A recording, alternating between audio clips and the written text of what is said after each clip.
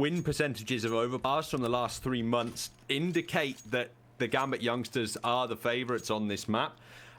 It's not exactly like they dominate FORZE every single time here. They have been able to take Overpass wins away on the FORZE side from the Gambit youngsters in the past. So that's why it's a little bit balanced. And also, I think because of this new 6-man roster, they still need time to get completely used to things. And that's going to be the real issue for my money on this Gambit youngsters side. There is definite weakness being shown there against Pact, and FORZE are definitely going to be exploiting weaknesses like that. Jerry does get the opening kill. Took a little bit longer than they would have liked, but it does give the advantage to FORZE. And they are doing exactly what pretty much is considered one of the pub strats. One player peeks towards Fountain. The rest is going to stack towards that B site on the CT team. And they have gifted away the site completely. One player in water. Jerry does get rid of Axel. That means the bomb is still dropped on site. They need to cover him so that he doesn't get swarmed inside water, though. And this FORZE lineup is dropping a little bit low in HP right now. Jump onto side. Jerry is going to go for the catch onto Nafani, but it's all on Flit right now. 1v2. If he gets that headshot with the HP of Inters, he might have had a chance, but they double peek him and Inters gets the kill nonetheless. Gambit youngsters take away the first round of the map. On their T side as well, they'll be looking to get off to a strong start. As I mean, they just strung so many rounds together on that T side up against Pact. It was absolutely crazy. 10 in a row, pretty much, at the end of the half. Absolute crazy scenes from the Gambit youngsters, and they're looking to continue that T-side dominance here. FORZE coming out from FORZE, and we know those Deagles could do work up against Level Up, but the Gambit youngsters are a different beast entirely at the moment. Scout from Exapower doesn't have any body armor, so does want to be careful sticking around for too long. It's heavy bathrooms commitment from FORZE at the moment, and Gambit youngsters, they might just walk into this stack still. Yeah, that's not a position that you often expect a stack to be in, so that might be the reason why FORZE are going for this very sneaky play. If Nafani peeks into it, no, they're just going to crawl around with one player, Almizar, getting back towards that A site to scout if anyone is just crawling them past toilets to get to that A site, of course. But they are so close to these very close engagements. 3 Mac-10s, though, on the Gambit youngsters side. 2 Galil, so no big rifle. No AK has been bought out on their side. A little bit more conservative on their end so that they don't accidentally give away a little bit too much. But that A site has been gifted away right now. Almost, I guess, the opening kill, though. But they expect players towards long, and they are right on that. The bomb has not been planted just yet. A couple of bullets flying in to try and distract them. But there are still 3 players towards long. The smoke's about to dissipate. Utility is running a little bit dry. FaZe Crack really needed that kill onto Shiro, and it's now going to be pretty tough for this FORZE squad to get anything done, especially with Axel on the flank. Is still going to get taken out by Jerry, though, and they will be able to save a smoke into the next round for FORZE. So all in all, decent damage dealt, keep their weapons alive. I would say it's a reasonable round in their favor.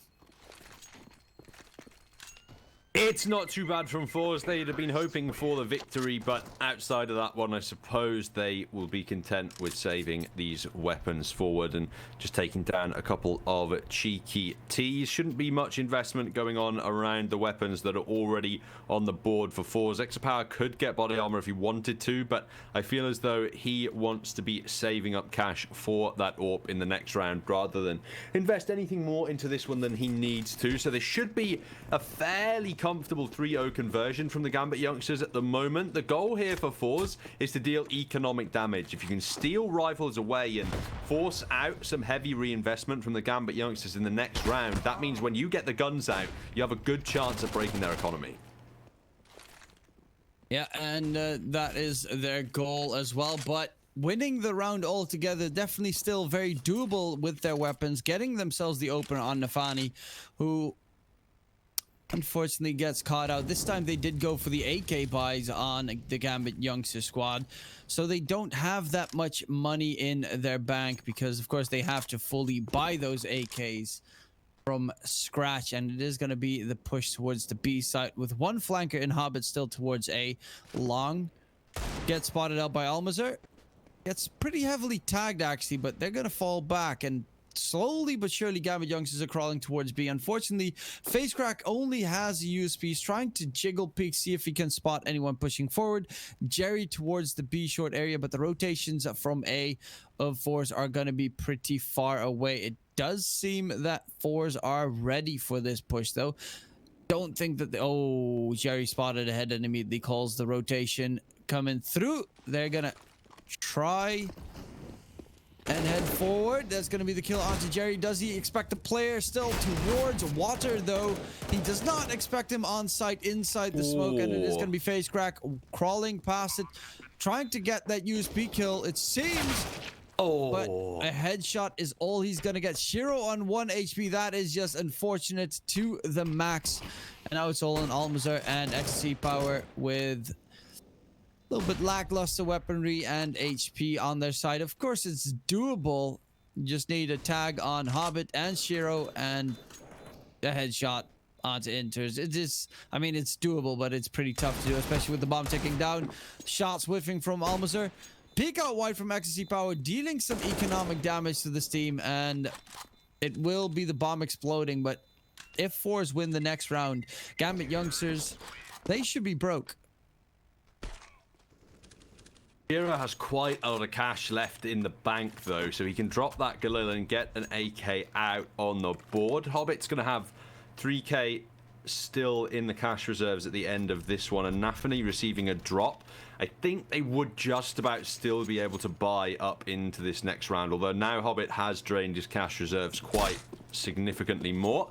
Maybe that would not be the case after just a single round's worth of lost bonus, but this round from FORZE either way does become rather important to earn on your CT side of this map, because while it is their strongest up second, it's not exactly like the Gambit youngsters are a weak Inferno team. You'd like to avoid not losing this opening map if possible, and having a strong CT side is going to be very important to trying to accomplish that goal for FORZE. It's FORZE need to start stepping up right now. They do have that big green stick on ecstasy power to try and duel Shiro, so that might be a nice one to have. Is angling it towards A long, but falls back before he gets overwhelmed by one of the players in toilets. Is gonna back up his teammate Flit right there, and these are the two strongest fraggers on the FORZE squad. Grouping up on the A site, Flit is just going to be playing that angle around and see if he can find an opening. Anyone not paying attention while they're walking forward. So far, it's pretty much just FORZE trying to draw back the clock and see if they can just get the control still going in their favor. Look at that aggression towards Monster. Flit is going to get the catch onto Inters. Had no idea that he was there, but the spray down from Axel just randomly through the smoke towards Monster is going to be enough to get the kill, and the bomb plant should come through. It seems they're going to call the save immediately on the side of FORZE. Not going to risk it to with this weaponry and utility that they have, and just take that one into the next round. There's very little chance that they'd be able to win the retake in this scenario, so the save call is the correct one from FORZE, but the Gambit youngsters are starting very strongly. Those B takes looking clinical at the moment, as the only kill that came through from the FORZE side was on the lurker towards the A side of the map. They look like they're carrying their T-side momentum forward from their last best of one for the Gambit youngsters. That would be wonderful news to keep this streak alive as well. I mean, I think it's on 20 maps at the moment. They're just seeing how far they can go at this point in time. And if they were able to continue their streak with a 2-0 against FORZE, that would be incredibly impressive.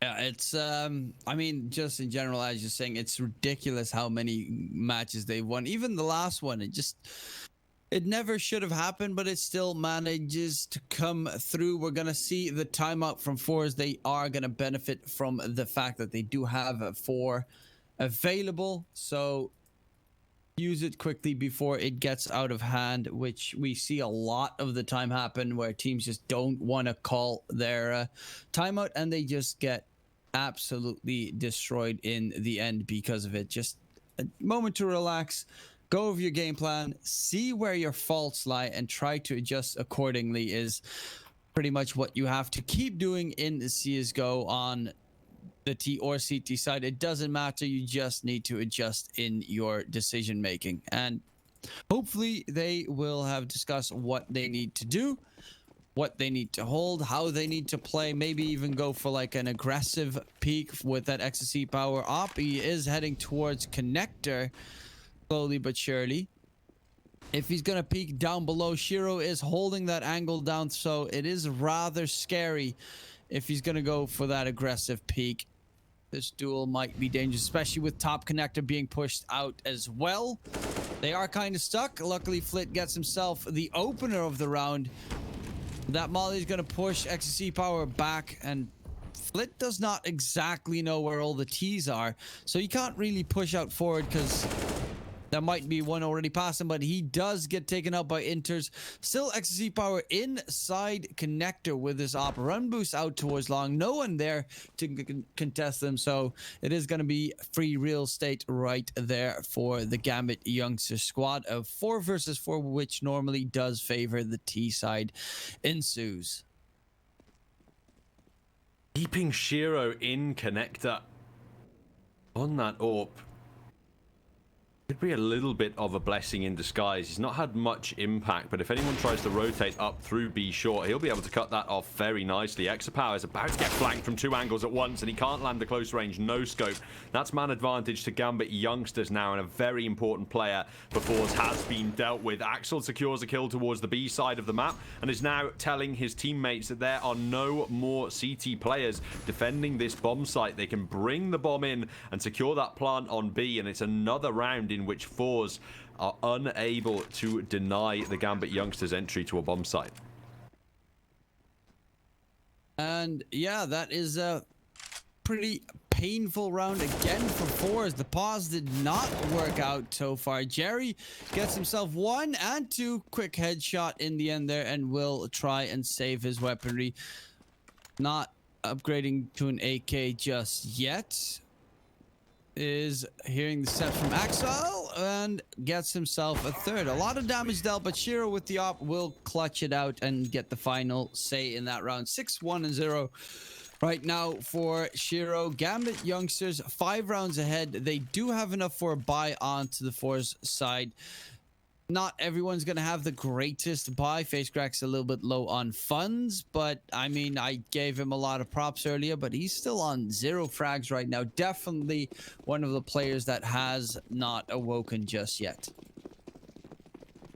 FORZE need to start scoring relatively soon on their CT side, because their T side isn't exactly their strongest here on Overpass. We've mentioned it already, but I mean, the Gambit youngsters showing us something very impressive at the moment.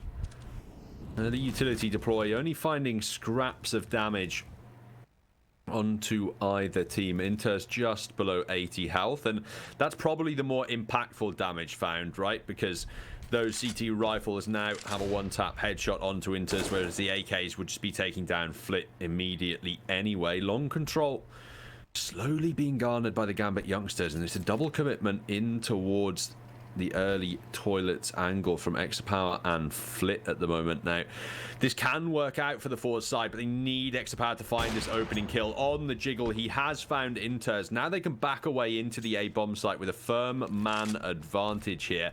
But the Gambit youngsters had the man advantage in the last round as well, and still managed to lose control of that. Man advantage finally coming through. Maybe they can use this one effectively. Flit close range is ahead of the Molly though, so that is a nice plus. But every single time on Gambit Youngsters, when they head towards the A site, you notice that it's just not going as well as they'd liked, and then they immediately start hitting B. Face crack close range, gets one kill. Here's the shot from Axel and gets himself a double. Finally does manage to chime in for some kills as well, and that's going to be FORZE keeping all 5 players alive. Clean sweep coming in, and it's their first on the board. Whereas Gambit Youngsters, they could buy. They will have a decent buy behind it. Not all of the weapons that they want at the moment, but they do have plenty of utility to try and get into a site nonetheless. That's an important one to get through cleanly for FORZE as well, as it just gives a bit of a break to their bank and lets them start stacking up cash a little bit into these rounds. This time the Gambit Youngsters don't really want to mess around with their intentions. They are happy to just hit B straight up in this one. Flashes go over. Hobbit does get taken down at close range, but Axel can trade it out. Almost removed by Axel from behind the barrels, and Axel can't convert the spray onto Jerry. Flit dies in the Molotov, but he's found a kill onto Shiro. That leaves it in a 2v2 scenario. Bomb plant secured now, however, by the Gambit Youngsters, and Inter's on this AK doesn't have any body armor. Nafany as well does have armor, but has only now recovered a rifle. That makes this more winnable by the Gambit Youngsters, but they don't want to extend now. Exapower has a very nasty angle with that AWP and is looking to punish any form of aggression. Yeah, it's a 2-on-2 close range. Exapower does manage to get one kill. Nafany, oh, nice catch. Spots out Jerry. You know, that happens way too much. So many people jump on top of site, and that just immediately gets them killed. Maybe people should stop jumping on that box on site. I mean, I wonder what the other option is there for Jerry. He either jumps up onto the box to try and go for the frag from the headshot angle, or has to strafe around and expose his whole body. It's a dire situation either way, but we have an opportunity to talk about our case partners over at Hellcase, the biggest and most well-known case opening platform. Almost 100 cases, the updated case battle upgrader, dozens of giveaways per month, and tons more unique features. Orps out on either side, but Hobbit still has to drop down onto a Mach 10 despite a victory. Getting through the round before last with 5 means FORZE can still bring rifles out, but the Gambit Youngsters have an opportunity to take back control of the economic game here. However, they don't have much utility to work with. Ooh. Jerry actually manages to win that one in the end, especially with how low he was in HP. Definitely thought he would have fallen there, and that is going to give FORZE a chance in this round. Of course, Inters and Shiro both do not have any utility whatsoever left.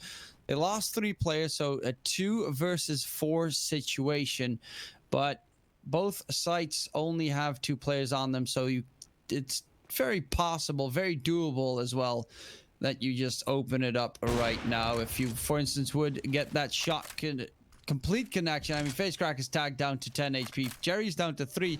So they have a combined HP of 13 on that B bomb site defense, and no one from FORZE is rotating through towards B just yet. Are they just going to stick to the safe? It does seem that they're just going to hide inside B spawn. Would they go for it as well if they knew how little HP they had on the FORZE squad? I'm not so sure about that. It's definitely a tough question to ask, because Shiro is on the glass cannon AWP at the moment, so pushing into a bomb site just would be really difficult. I think they probably would go for it if they were aware of the HP, but obviously you have no way of knowing at this point, and they'd rather save their weapons to utilize in the next. Second round found by FORZE, and they do it with 4 players alive. Good news for the money game as well, and it's actually Jerry leading the way in terms of kills right now. He's up on double digits. Jerry pretty much woken up completely. Did also had a good match on Inferno previously, but 2 rounds is not enough on the CT side. It definitely is not. You need a lot more, and you need to try and turn this one around quickly aggression towards B short. Almazar is going to peek in, gets headshotted, needs to fall back down to 9 HP, but that Molly is going to give him some space to get back to safety. Nade lands onto Shiro as well. He's hoping for Jerry to jump peek to try and get vision, but they already know that they're in B short because of the steps coming through and everything behind it. So there's no real reason to go for the jump peek right now and expose your head freely. Hero hoping somebody strafes out to check out what is happening down Monster. Unfortunately, no one gracing his crosshairs, and it's a bit of a missed Molotov towards A, so Inters can no longer try and creep forward on that side of the map safely because he's just given himself away and not been able to clear the close angle that a CT could be holding. After they took long control just there, FORZE, they basically know that if an attack on A is coming through, it's coming through main, so we'll push Flit up aggressively and leave the other three close in the B-bomb site. Almazar on such low health, though, has found a massive kill. Jerry and FaceCrack open up for one apiece, and it looks like the Gambit youngsters' ship is starting to slow down a little bit. The wind perhaps falling from its sails, but Shiro is still alive and getting kills at the moment. No armor is the issue, and with only 14 seconds, he has very little chance of winning this round. They were 6-1 ahead on the previous map as well on Gambit on the previous game, Gambit youngsters.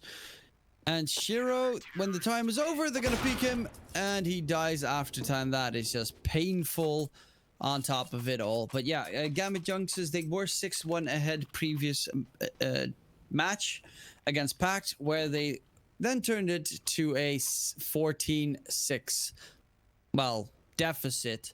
Will it be pretty much the exact same thing happening, though? I doubt that they will. I assume that with a couple of weapons coming through, they will be able to turn it around. But if this would be an actual, like, repeat of the previous map, that would be absolutely ridiculous. Let's have a look and see whether it will be the case. There's no body armor at all on this Gambit youngsters squad, which means the chances of them winning gunfights against automatic weaponry is just so low. Jerry on the MP9, he wants to be the aggressive player to farm for bonus cash. Nafany takes him down, but Flit is here with an AK to start putting the rest of the youngsters to bed. Nafany creeping out with this deagle, but can't find the close range kill. And that is 4 on the board for FORZE. A buy could come out here for the Gambit youngsters, but it's going to be a messy one. They might even just want to go for deagle as an armor here. Go for another eco and then full invest into the next. Yeah, I think that that is probably more advisable right now. You would have a wait, even Shiro just on $1,700. It's exactly what they're gonna do right now. Gambit youngsters, see if they can get a possible Deeg headshot here or there. Maybe get a gun drop, especially if XC Power would be playing aggressively. Flit, for instance, in connector could be flushed out because the rotations are rather far. Almazar is in B short, but that is still a tough one to join his ally with. And Flit is getting really aggressive right now, heading towards that B spawn. Is he going to climb up the ladder, though? Of course, very dangerous because a lot of the time team players do hold that angle, but it does seem that Gambit youngsters are going to force rotations by heading out towards A long, get the enemy distracted, and then use Exile towards B to get the bomb plant in. That does appear to be the strategy at the moment, but the issue is for the Gambit youngsters that FORZE have Almazar pushed into short, so the odds that he chooses to walk a bit further forward and hunt down that bomb carrier as the round progresses are only going to increase. Remaining 3 players from the Gambit youngsters looking to make more noise on this A bomb site, and the players are rotating up, but instead of pushing forward, Almazar's fallen into the bomb site. Shiro finds a kill on Flit, but Almazar is not going anywhere at the moment. That Molotov has kept Axel away from the B site, and actually the players are going back down now to the lower part of the map. FaceCrack has arrived to help defend as well, and the fake attempt was decent from the Gambit youngsters, but with no time remaining, Axel has to hit that headshot if they want to get into the bomb site, and he's followed up with a massive double kill. This could be a cheeky steal away from the Gambit youngsters. Only armor on Nafani, but this is a winnable round. Jerry towards watchers. Do they expect him? Yes, they do. Nafani gets the kill, and Ecstasy Power, this is this retake should not be doable for him, and that is a ridiculous steal coming out. Even the push coming in from behind Ecstasy Power, he's getting flanked from the CT side and also all the way from toilets. So he's trying to juke his way through, gets the catch, but does he expect the player that close? Axel starts shooting at him, and towards A long, he will not expect the play. He even whiffs the shot on Axel, shot from the side. He manages to at least drop another one, but it is still going to be Gambit Youngsters stealing that round away, and as you said, that was an absolute steal. A huge victory for the Gambit youngsters to find. They've saved the AWP at the end of the round as well. That means Shiro can invest onto the weapon and have full body armor in this round. And the Gambit youngsters have an opportunity to continue scoring on the T side. They haven't quite broken the FORZE economy with that last victory, but they could with a win here. Early utility being deployed towards the B side of the map. Exapower peeking Fountain, but not finding any kills at the moment. Gambit youngsters, they are targeting this B-bomb site, but it's a heavy stack early on from FORZE. It is indeed. There's also a player in Connector who can rotate rather quickly, but you still have 1 minute and 20 seconds left, and the bomb can easily rotate towards the A site if necessary. However, it is going to be a straight B push. Someone needs to hold that connector area, which Flit does manage to get a kill. Almost he chimes in with another one as well, but Flit in the connector gets himself a double, and that is Gambit youngsters, after getting themselves a free steal, pretty much getting too aggressive towards B and only having eyes for the B bomb site, not clearing any other parts of the map. So no default means it's going to be a straight up defense from FORZE, and so far it has paid off, and it's very likely that it's going to pay off in the end. However, Axel is still alive. Definite dangerous play. They have an op in hands of Hobbit, and will drop that op. Axel towards a long, see if XC Power peeks into him. Might just go for the op save into the next one. They will have a bye next round. If they can keep that op alive, they will have that advantage in their favor as well. Axel looking like he just wants to keep the AK alive, not really thinking too hard about hunting for exit kills, but if he swings out there, there's an AWP waiting for him to do just that. In fact, it's Jerry's M4 that finds the kill, and a fifth round does go the way of FORZE. No weaponry allowed to be saved for the Gambit youngsters. They can just about justify a full investment into this round, but you're entering awkward territory now. In 13 out of 15 of the first half, you want to avoid having your economy bottom out towards the very end of things. And considering that it's the Gambit youngsters who had the dominant start to this half, FORZE could still finish it with the one-round advantage. Yeah, it definitely is possible. Of course, would be a rather big blow coming in for the Gambit youngster side if they would lose this half. Of course, still swapping over to the CT side, they'll definitely be in a pretty solid position to try and win this one out. Jerry on 14 frags at the moment, really going big for his team. These Deagles have done a lot in the past from Gambit youngsters. In one of the previous rounds, will it be enough to get them this one? They do not have that big of an investment, but they might just go for the straight dry peek. I mean, one flash from Inters is all that they have, and Flit does not spot a player out just yet. It's falling all the way back towards site. Are going to smoke toilets, but the rotations, for instance, from B are still pretty long way away. The flash comes out and rush through. They do not get the catch onto XZ Power, who will find himself the first kill of the round. Second as well, Flit chimes in for another one, and this is just an absolute shutdown by the FORZE defense on the A site. 6 rounds found by the CTs, and the guns come back out for the T squad now as they look to close out 9-6 at the end of the half. FORZE's money is going to be able to get a buy in the next round regardless what happens here, so they don't have to worry about losing control of the weaponry throughout the remainder of the half. The same can't really be said for the Gambit youngsters, although that loss bonus is ramping up rather nicely for them at the moment. It's Flit who's looking for an aggressive peek towards Fountain, and Shiro just takes him down immediately through the smoke, or landing that kill, and it's the man advantage found very early by the Gambit youngsters, and that is something that they seem to enjoy very much on Overpass. They have one of the highest round win percents after getting a first kill that I've seen at 78.2%. 78? That's a pretty big big number right there, but it is going to be XC Power returning the favor. Inters is going to get shut down. B bomb site, they immediately rush towards that area of the map towards Monster, and as you can see, B bomb site has no defenders. One player in B short, but the rest of FORZE are on towards A defense, and they're just crawling their way inside Monster. This is an easy bomb site. Rotations are coming in right now because they smell something fishy. But will they be able to get a catch here? Opshot's gonna miss. Face crack dodges away from the bullet, and on site the smoke coming out. The plant should be attempted, but Almazur is still towards short. Ecstasy Power gets himself a kill, and Shiro's trying to bait out the peak from short. However, Nafani gets himself a big double spray down, and the last two players are towards short. Nafani in what? Oh my god, he just turned this one right upside down, inside out for his team. Bomb's gonna get planted. The molly is not on the mark because Shiro plants it very defensively, and now Jerry, they know where he is.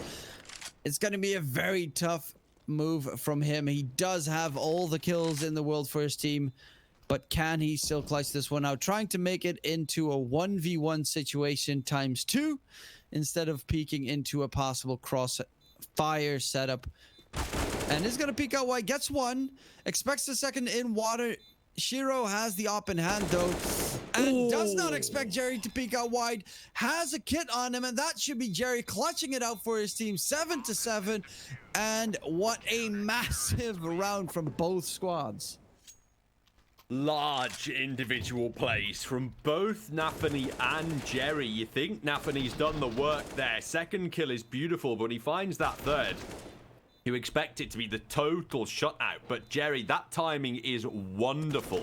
I mean, Shiro is holding the right angle, but he's a step too far back at every point in time, and Jerry can just wrap around there and get the flank kill. That's FORZE up on to 7 and looking for 8 as the Gambit youngsters have no AWP to work with in this round. The utility isn't the best, but they do have smokes and molotovs at bare minimum. It's going to need to be a round carried by the aim for the Gambit youngsters, though, if they want to finish off this half with a round lead. It is Gambit youngsters. Don't know if it is, you know, of course, the switch up. The fact that their 6th player is now playing for them. Don't know where Supra is myself, but probably just couldn't make it. But a lot of squads have been doing that lately, getting themselves more players than the initial 5 in the roster, just for cases where a player is sick or cannot make a match. You get a replacement that you can always practice with, and that in this case is going to be Hobbit, who replaced Supra for the Gambit youngsters. That's why they are not on their full normal roster. Of course, it's not like Hobbit is a liability. He is a major winner from the original Gambit squad, and will try to help his team push this one out to try and win their half. That's going to be the opening kill from Nafani. Ecstasy Power not whiffing a lot of shots so far with the op. Get flashed off the angle, pushed back towards long. Peek out wide from Jerry is going to get shut down, but they need another flash. He actually expects a flash to come through from his teammate, it seems. Almazur called in that he was throwing a flash, and that just was timing against Ecstasy Power. Peek out wide from Almazur trying to get the bomb planter taken down, but Shiro already gets around the corner. Does go for the peek in the end, though, and enters plus Axel have to clutch this one out. Try to keep that bomb alive. Inters is towards long. Do they expect him towards long? Well, he needs to try and pick up a Galil, but it takes him too long. Has the tiniest hands you've ever seen, and with that, it's going to be FORZE actually winning the half.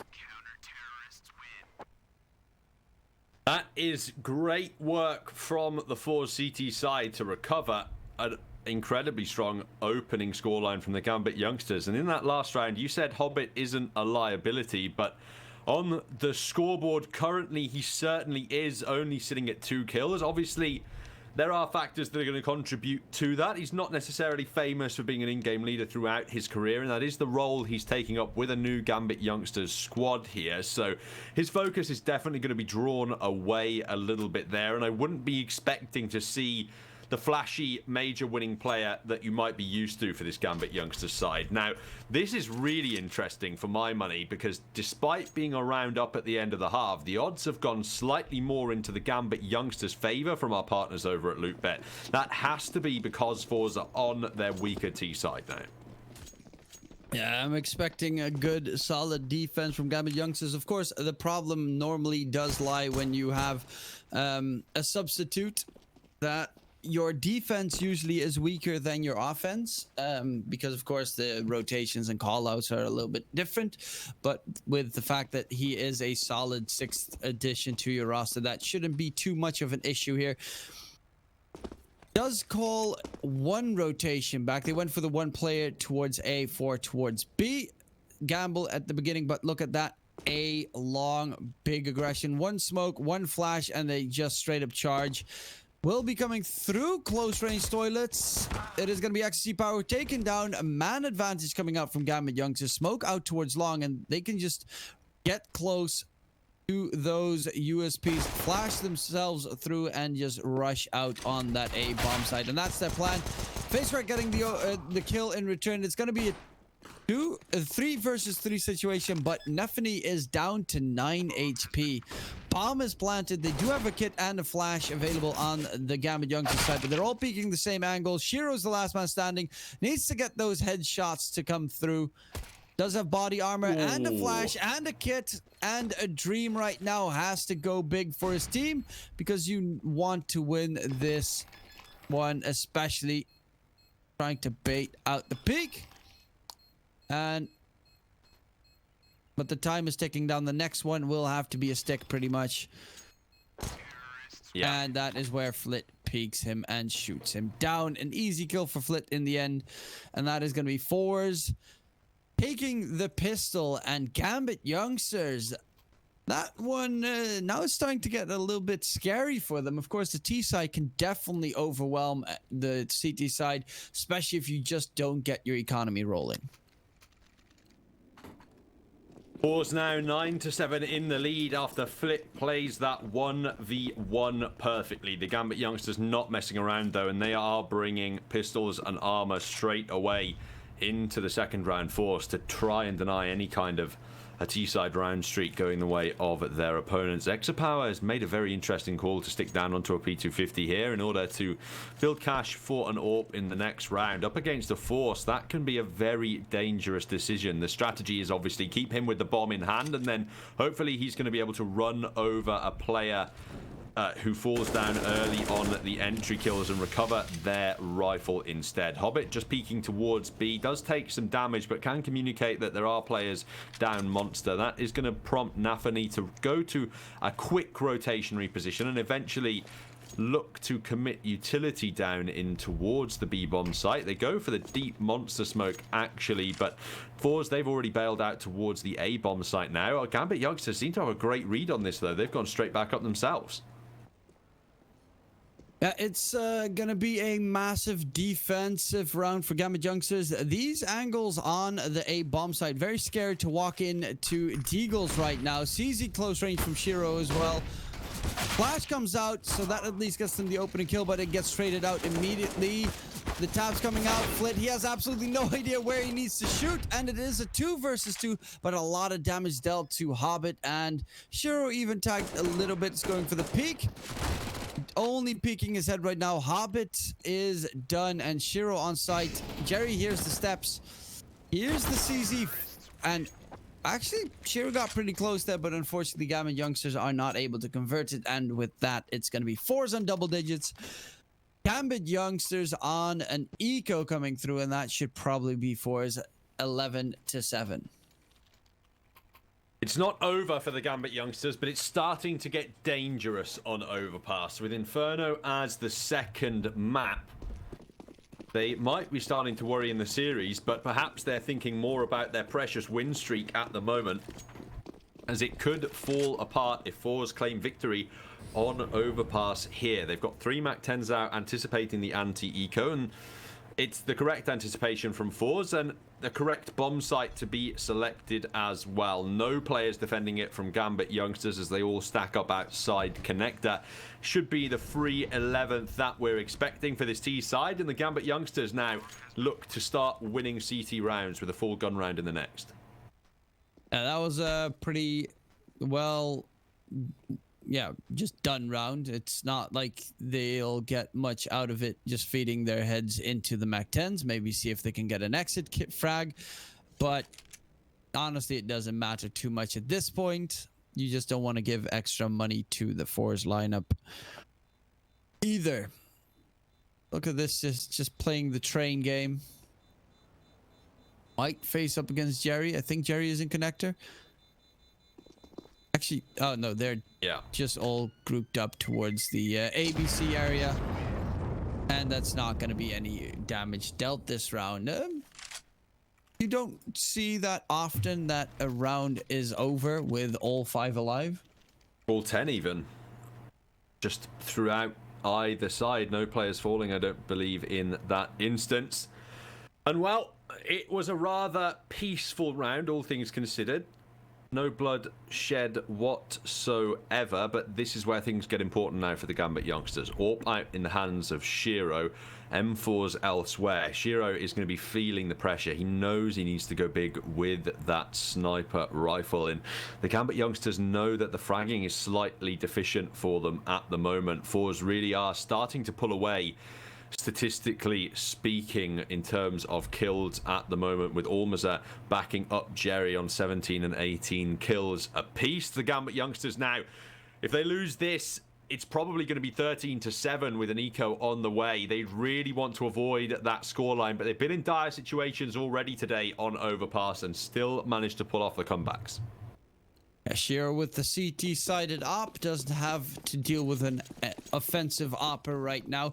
See if he can get himself the opening pick. Is going to go aggressive towards balloons. Nope, only just tossing the nade over the edge and falling back. It's not going to be that very aggressive CT sided op. A little bit disappointed, a little bit sad, but it does seem that the Gambit youngsters squad, they have 3 players towards the B site, and FORZE are heading towards that area of the map, playing pretty close range right now. We even have Inters playing the anti-flash towards Monster, re-smoking quickly as well. This might be pretty dangerous here. They can definitely swing wide on the Gambit youngsters side and take him out, especially with their close angles. Inters is gonna stay in the smoke. I'm not the biggest fan of this push coming out because it is completely red. Inters is now in trouble. He will get taken out as well, and that's a 1-man advantage for FORZE.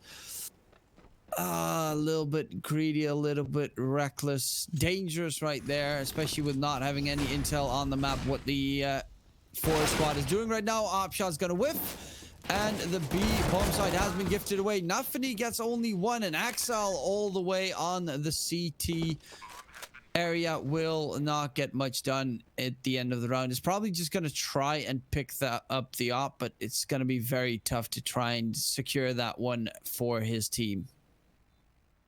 The 2 lowest fraggers of Inters and Hobbit try and get creative with some B aggression, but it doesn't work out for the Gambit youngsters, and that is 12-7 found by this FORZE squad. Axel is definitely thinking about that, or you can tell He's waiting to try and pick that weapon up, looking to push forward as well, as close as he can without dying, so that he can then go in and grab that AWP without running out of time at the end of the round. Begins his push forward, looking around for the sniper, but he can't find that one. It's an AK in the back corner, but he can't even get to it in time.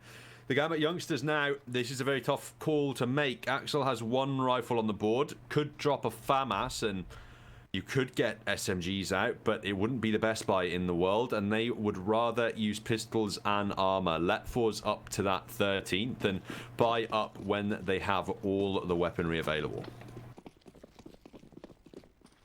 Yeah, it's of course gonna be tougher because you have so many more rounds to turn back. Axel is trying to get aggressive, gets the opening kill, gets traded out. Shiro needs to get that deagle headshot to try and make this doable for his team, but will just fall back in towards the deeper toilets instead and stay alive for the time being. But yeah, GAMBIT youngsters, it's looking very likely that they might lose this first map. And that is, well, not the most problematic thing for them. Of course, as we have said, these maps between the two are pretty close in that regard, but it is their map choice. And you're heading off to Inferno, which is going to be FORZE's map choice and by far their best map in the pool. So you really do not want to make that mistake of giving them a shot here. We did see them against Level Up, and they absolutely butchered Level Up in the previous series. And I mean, FORZE have just played Inferno so much as well. Yes, there's only a 5% difference in win rate, but FORZE have played more than twice the number of maps of Inferno compared to GAMBIT youngsters in the last 3 months, which makes their win rate on the map even more impressive. Molotov's coming out onto the A-bomb site, but Nafany up close has to go big for some frags here. The blindness means he won't be able to connect his aim. Shiro can get 1 and 2 actually down from A main. Inters is still alive and kicking though, and he needs this close range kill. Finds it onto Exapower as Flit's too far away to help his teammate, and this one could still get messy. Time has an AK, but no time to plant. You're absolutely right, and that is all the work done by the GAMBIT youngsters. A steal away and perhaps a start to some CT momentum. Yeah, Flit on the site had absolutely no awareness of the time right there. He thought that he was going to get peeked in, but just a perfect move. Staying hidden in that round was enough to get them the win, and GAMBIT youngsters turn one around against all odds. One thing that I do have to of course talk about slightly is the fact that Hobbit, yes, you know, of course you expect him to do a little bit less than his team, but he's on 3 frags in 20 rounds. That is not something that you expect from an major winner and one of the MVPs of the entire tournament when he did so as well. Certainly struggling at the moment on overpass, and the GAMBIT youngsters, they're playing this one much more passively. They had aggressive early positions, but they've backed out of them now that they know FORZE are looking to advance. And I mean, that pistol round was just so well played by Shiro. Got the 2 cheeky kills, and really FORZE, they just left it too long. They were a bit paranoid about dealing with aggressive deagles or CZs, and then didn't leave themselves enough time to go for a successful execution in the A-bomb site. That is a critical shot for Axel to find. Exapower unable to connect it with his AWP, so that's the opener for the GAMBIT youngsters. And remember that when they find the first kill on overpass, they win nearly 80% of those rounds. It is gonna be Axel smoked off from long. Molly coming out, 30 seconds left. Bomb timer is ticking down. We don't want to see a repeat of that mistake, and well, there's a player stuck towards long. Molly's actually going a little bit deep. He's still around the angle, but peeks out wide. That was a no-scope shot through the smoke right there from Sheer to get rid of Jerry. Of course, smoke just about dissipating, and Nafany gets himself a kill. Timer is ticking down. Flit just has to stick it. Spray comes through, will finish him off, and they are just playing with the time a little bit too much on the FORZE squad. Again, just running down that clock, and in the end, you have to stick it. Otherwise, it's going to be over no matter what. And another 1 round for Gambit Youngsters. Without that bomb plant, they can still go for a buy. Not the best buy, but I definitely would say, yeah, that you can still solidly go for a buy there. XC Power can even go for an op. If necessary, only Jerry and FaceCrack will be either on weaker utility or weaker weaponry. FORZE looking a little bit paranoid in the last 2 rounds. They just are afraid that the Gambit Youngsters are going to take aggressive positions on A and kill them. They take so long to take map control that they just don't have enough time to be going for these A site executions. And this is a very important round now in the half. With a loss, FORZE let Gambit Youngsters up onto double digits. They then have to drop down and take an eco, and that would be 1 round away for the Gambit Youngsters from tying up the scoreline. But the CT economy isn't in the best spot either, and FORZE can look to put themselves up on 13 and put their opponents down onto an eco themselves with a victory in this round. They're going much more quickly on to be short this time, and they have taken control of this region of the map, but there are 3 defenders locked into the B bomb site right now. That is heavy commitment from the Gambit Youngsters, so FORZE are going to be desperate for an opener before they look to walk in. They do have decent utility on both sides, but this aggressive P coming out from XC Power, it is dangerous to say the least. And they're just going to go for the dry run forward, get themselves 1 kill. Hobbit gets a return frag coming through, but Nafani, he was not ready and gets his head chopped off, flit with the double. And Gambit Youngsters, they just lose that B-bomb site. Honestly, you can't really go for the retake here at all. It's just going to feed away guns. And you have no money left on the Gambit Youngsters side. Just a straight up brute force your way in strat from FORZE. And a good job at that. Overwhelm Gambit Youngsters who are completely not ready. And Axel should have definitely won that one right there. But Almazir takes him down, and that's only 1 op into the next round.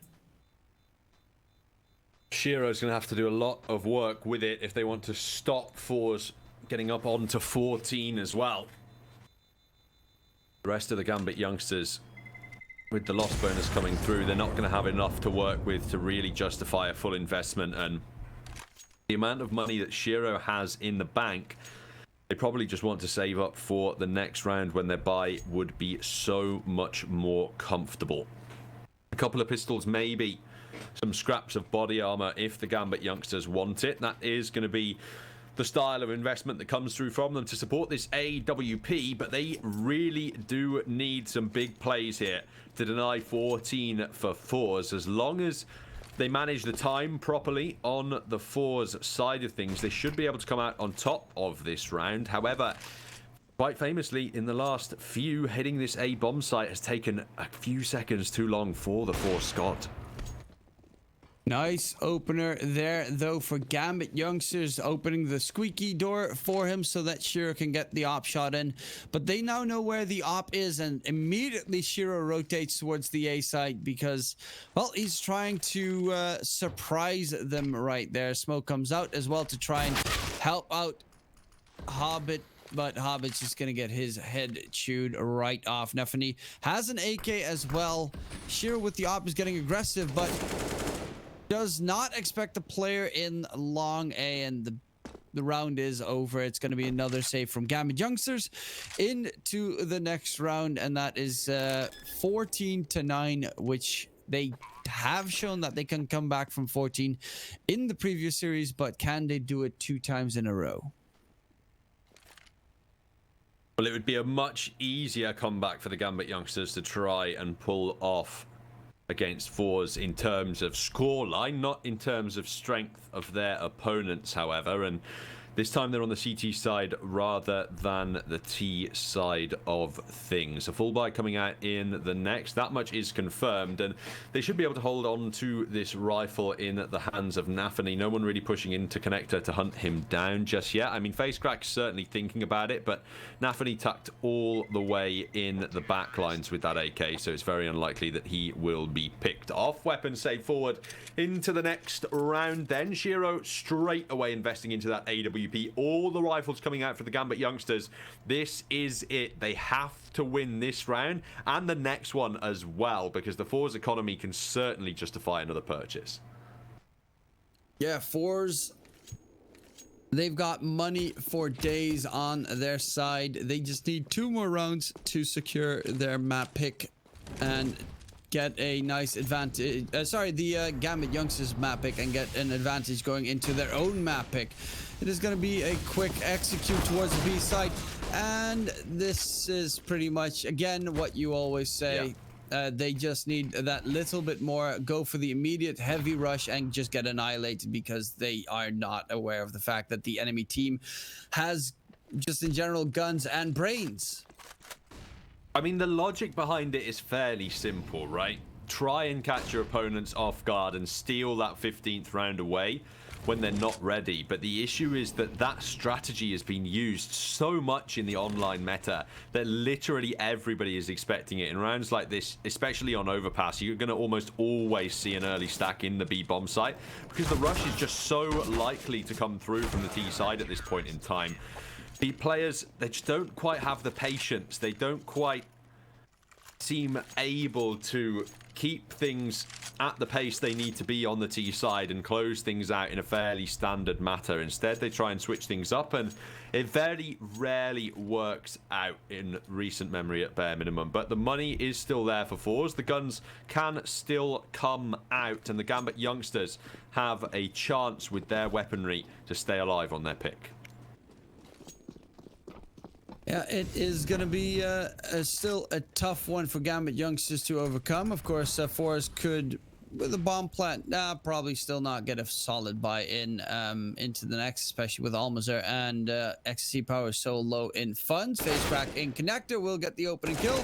Oh. And Shiro has the slowest sensitivity ever, because that was like you smack your mouse against your keyboard by accident while trying to turn around, where he just got stuck and loses his life. Quick double opener, and Gambit Youngs is just gonna get overwhelmed. This is looking dire, to say the least, right now. Looking towards map point, and Gambit youngsters can't do anything but save their weapons for that last couple of possible rounds.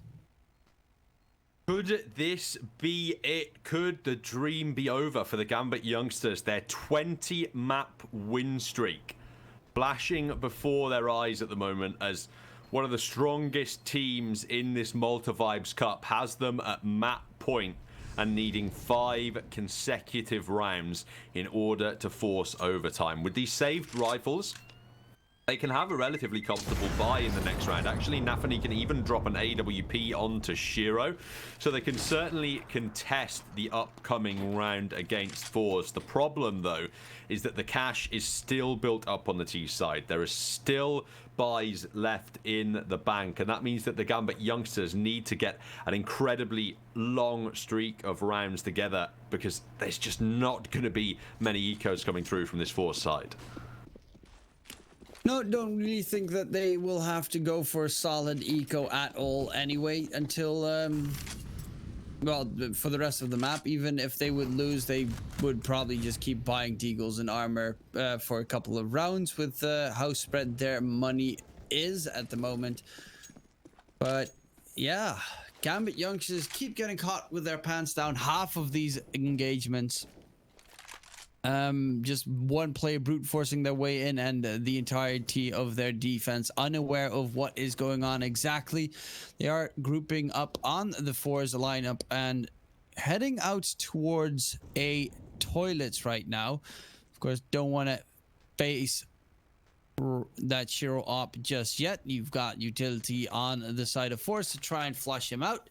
There's going to be the utility flying out. Counter utility coming in from the Gambit youngsters side, but the site has been smoked off.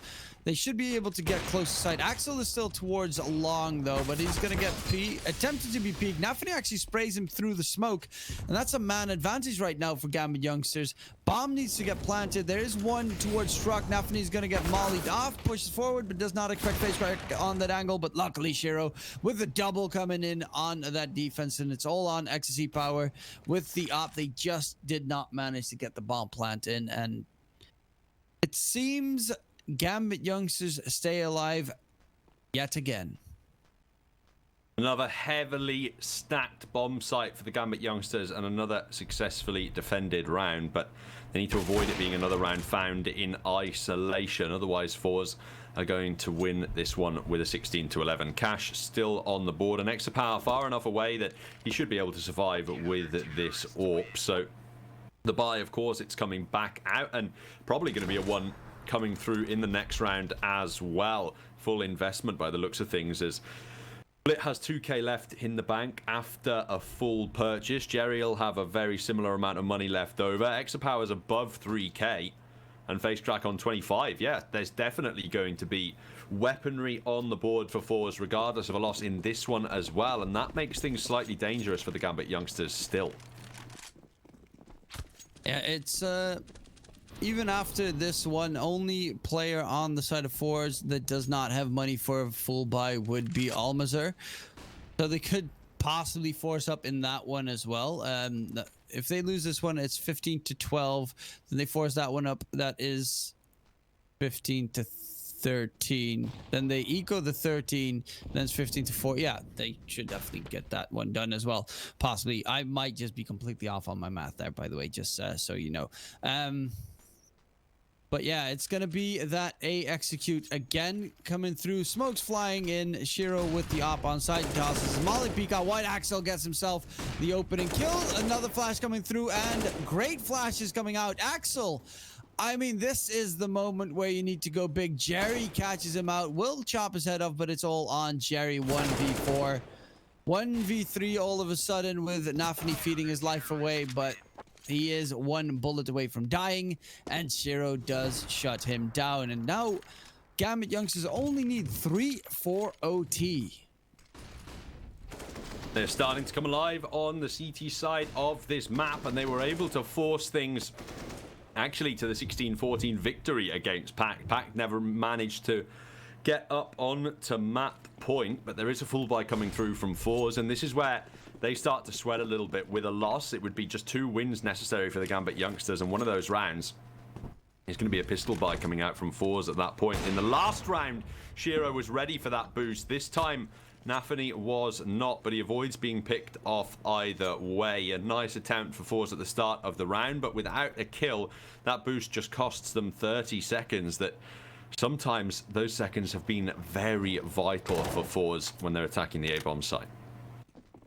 Also, they've got the problem of ecstasy power not playing with any armor, so he's just going to need to get himself a catch. Is anyone going to go for the peak jump? That could give him a freebie right there. It would be a pretty big one.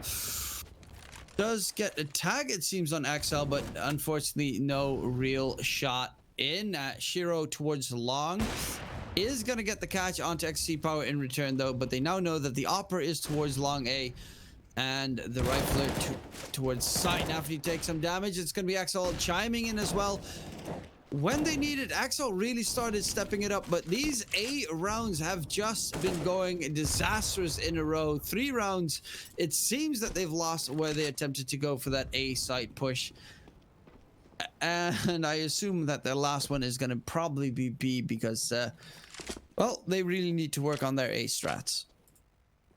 The flashes from Gambit youngsters in the A-bomb site are amazing as well. I mean, the last 2 rounds, FORZE can do absolutely nothing because they're just blind all of the time. It's peek from Gambit youngsters, win a kill, throw a flash, peek again, win a kill, and rinse and repeat until FORZE are beaten away from the A side of the map. This is a real problem for FORZE now because They've sustained multiple losses consecutively on the A bomb site. The Gambit youngsters know they're going to change plans at some point and hit the B site. It's all about a guessing game of when to stack those players in. Axel and Shiro right now fighting for the top spot on the scoreboard at 22 and 23 kills apiece. And actually, it's Nafani who stepped up in a big way on the fragging front to try and join them as that third player. We said they were deficient in terms of kills, but they certainly seem to be earning them as the half progresses. It's, I mean, at the moment where it's pretty much do or die, they finally start stepping up for their team. But there's still 2 more rounds to go. Even a round like this could be incredibly deadly. A little bit of just a really wanky buy from... This is a weird buy, straight up. 2 players forcing up will not have a full buy into the next unless they get the bomb planted, which has to be their goal right now. 1 molly in hand as well.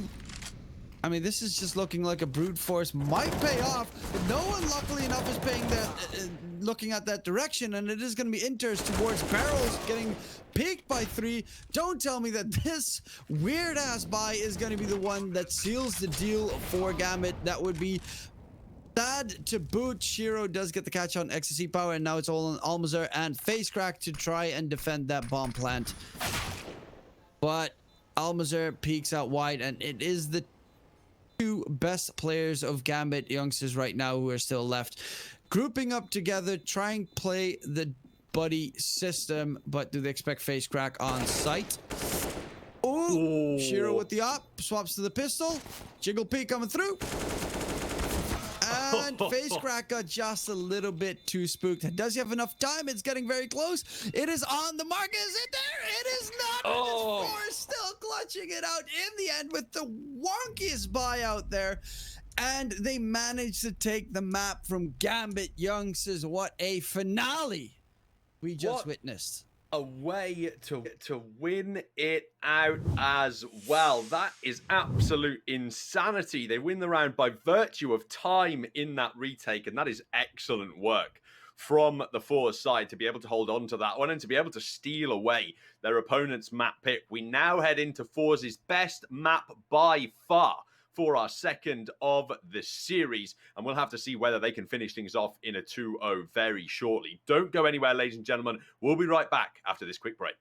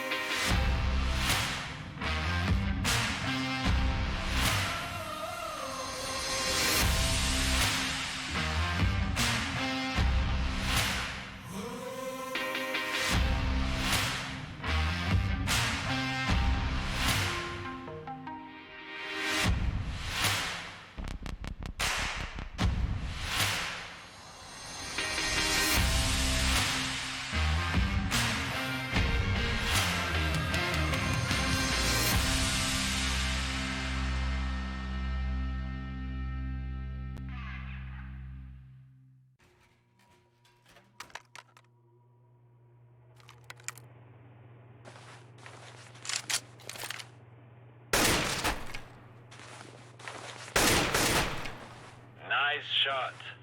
Lock and load.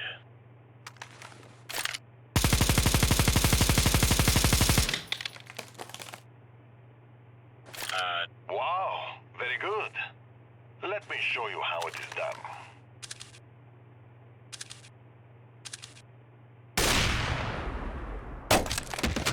Yeah, no.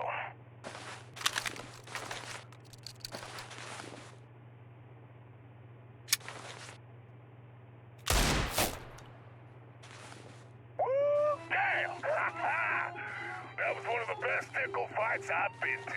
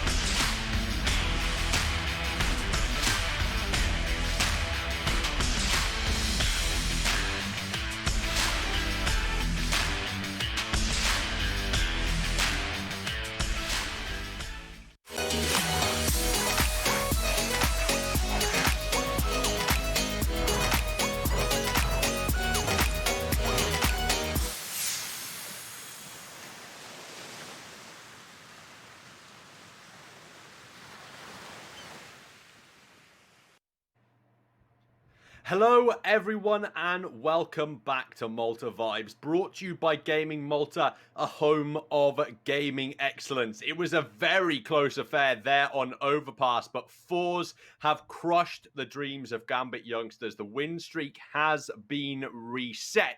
And now FORZE are heading in to the second map of this series and looking to 2-0 and make their way into the playoffs. Inferno up next as FORZE's strongest map. And talking you through this series alongside myself, Protalis, is DK Truman. We've already seen FORZE play once today on Inferno. Do you think it's going to be an easy a ride for them as it was against Level Up? I wouldn't say as easy as against Level Up because, of course, Level Up are a completely different type of team. But I definitely do expect FORZE to take it. I mean, I've just been very impressed with their performance on Inferno. Also, it took them a while on Overpass, but they did manage to clutch it out on the map pick of their opponents, Gambit youngsters, and you know, Gambit youngsters, I've seen some chinks in their armor. Inters and Hobbit both were pretty lackluster in the previous map, and hopefully they will be able to step up to the plate because Shiro and Axel can't do everything on their own. I mean, they certainly tried on that CT side. They got up very high on the scoreboard in terms of fragging, but it just wasn't enough. The way that the Gambit youngsters closed out that map as well, or rather the way that FORZE closed it out, is so upsetting for the Gambit youngsters squad. It's technically a one clutch. There's just not enough time left on the bomb as Flit dances around that pillar on the B site, and then the defuse cannot come through in time. Now we head on to Inferno. This is the strongest map in the pool for FORZE. They have a 72% win rate, I believe, in nearly 40 maps played in the last 3 months. They're very comfortable on the map of Inferno. And if my memory serves me correctly, they're currently on a 13-map win streak on Inferno as well. So the Gambit youngsters really need to show us something special here if they want to take the map. Yeah, they have that big of a win streak, and Gambit youngsters, they've lost one of their last 10 matches on this map as well. So it is absolutely ridiculous between these two teams. One of them is, I mean, of course, Gambit youngsters don't have a perfect streak, but they did take out teams like LDLC, Simon, Nordavint on it, so it's definitely not weak teams either. Same for the FORZE side, but on this map, which is very even in terms of site advantage, it will not be so much decided by the knife round. However, it is always nice to choose the preferred side, and with that, the knife round is going live right now on Inferno. I honestly would not, normally they go for the CT side, but it is pretty much, as I said, 50-50 on this map, one of the closest maps in regards of CT versus T side performances. And with FORZE taking the knife round, they're likely to begin on the CT half of this map. It's really balanced for both squads, but they do both just have a slightly stronger win rate on the T side of things here. And while the Gambit youngsters are also very strong on this map, some of their wins are a lot closer than the wins for FORZE have been. 19-15 against Cyber Legacy and 16-13 against that Nordavin squad. Whereas, I mean, they haven't really had too much of a difficult chance other than a couple of days early on in August with a 19-16 and a 16-10 win. The last sort of 5 or so from the FORZE side have all been 16-8 or better for them. That is incredibly dominant victories in every scenario. And the Gambit youngsters now, they are in dire straits, trying to fight for this pistol, though. Shiro can get Jerry back, and the odds from our partners over at Lootbet, they favor FORZE, but it's not a closed book on this map. Yeah, and the biggest gun in the world, XC-Power with the dualies towards Banana. Do they expect him close range? They do execute him, and that gun is just... it's that's a little bit unfortunate. It is going to be the B bomb site being sieged. They should get the bomb plant in rather safely, and Flit coming through Banana with Exile on site going for the plant. tried to get themselves a cheeky little kill, but Nafani with the dualies is going to reign supreme from range, and it's all on FaceCrack 1v3 to turn this into his favor. But it's looking very unlikely, especially with the triple P coming out by GAMBIT youngsters, and they will be able to secure the opening pistol. First round found by the GAMBIT youngsters, and FORZE, they traditionally have been buying up into these second rounds and having a relatively high degree of success normally as well. But this time, they are going to go for the investment. It looked as though they might eco for a second there. Exapower is going to keep a K in the bank to try and save up for that AWP, and the rest are going to use pistols and utility. Try and take GAMBIT down here in round number 2. 3 MAC-10s with Nafani saving up for the big green gun on the GAMBIT youngsters side. Shiro's taken down Flit immediately. That's one of the armored players taken away straight away. This nade should do decent damage. It actually sinks a little bit too deep there behind the top banana players. Now FaceCrack has an opportunity to peek out, but hasn't been able to convert the kill. Getting a little bit greedier though, but Inter's rushing forward, close range. And Nafani keeps those dualies into this round, is in the CT spawn right now, where he'll be trying to go ham, does not get a single kill with that gun. Those guns, sorry, plural. And it is going to be the BXQ coming out. Gary peeks out wide, will not catch Inters, and FaceCrack actually gets rid of Inters nonetheless, but it's all on ecstasy power with that double nade coming in from Hobbit. Kobe'd them to death, and it is pretty much all set and done. FORZE should be losing this one. Ecstasy power, just keep that deagle alive into the next round and possibly get something done with it there. Well, Nafani softened up the opponents with the dual Berettas, and then Hobbit just rolled an aid in like a bowling ball straight between the feet of the 2 low HP CTs, and they were taken down before they could find any more damage. Exapower should be able to get this deagle out. He's actually going to go aggressive towards Banana and have a look for some late round kills. By the looks of things, they are spraying down into him, so he needs to be careful. Can't quite get Hobbit, but does stay alive at the bare minimum. Unfortunately, he was the only player on his team not to buy armor in that last round, which means there's going to be no body armor available whatsoever for FORZE here in round number 3, and they're going to hope that the GAMBIT youngsters choose to rush up Banana so they can dump all their nades down there and try and find some early frags. Well, it seems they're actually rushing towards mid to try and dunk it down there. Might catch a player or two off guard. Nah, they're just going to wait for someone to cross in. No heavy utility nade storm coming out just yet. XC Power takes that nade close enough, but has a smoke available to try and hold them at bay. And this is pretty much just waiting for them to crawl in. It does seem that it's going to be the opening kill coming in for Nafani, but they're looking for that B bomb site, and with only XC power on that deagle to try and defend it, it's very unlikely that he will be able to hold off this push coming through. They will be able to collect a bomb quickly on the GAMBIT Junction side, and I mean, with the investment in this round, actually they're turning back towards that A site. Only they do have 2 HE grenades still left, so if they get them placed nicely, it could still do a lot of damage to this GAMBIT Youngster side. It is still very tough to get a lot of damage done with AG grenades, though. FaceCrack's going to deploy his. It goes a little too deep, does some damage, but not quite enough. The HGs don't land close enough. FaceCrack has found one softened up player. There goes a second. Inters is only on 58 HP. That's one dink from death against the P250 at this range. Hobbit needs to be very careful as well, because FaceCrack can do a lot of damage from this angle, but with Exapower cleaned away, they no longer need to worry about facing him. They will try and take that fight, but it's Inters who wins it with the Glock, and GAMBIT youngsters up on 2-3 then. Now the first full buy comes out on Inferno, and we get to see whether or not FORZE still have some of that magic in the tank that they showed against Level Up earlier on in the day. Yeah, this is going to be the first gun round, the first full buy between the two sides. It's going to be Shiro on that op versus XC Power. 0 kills on him so far. That should hopefully turn around very soon.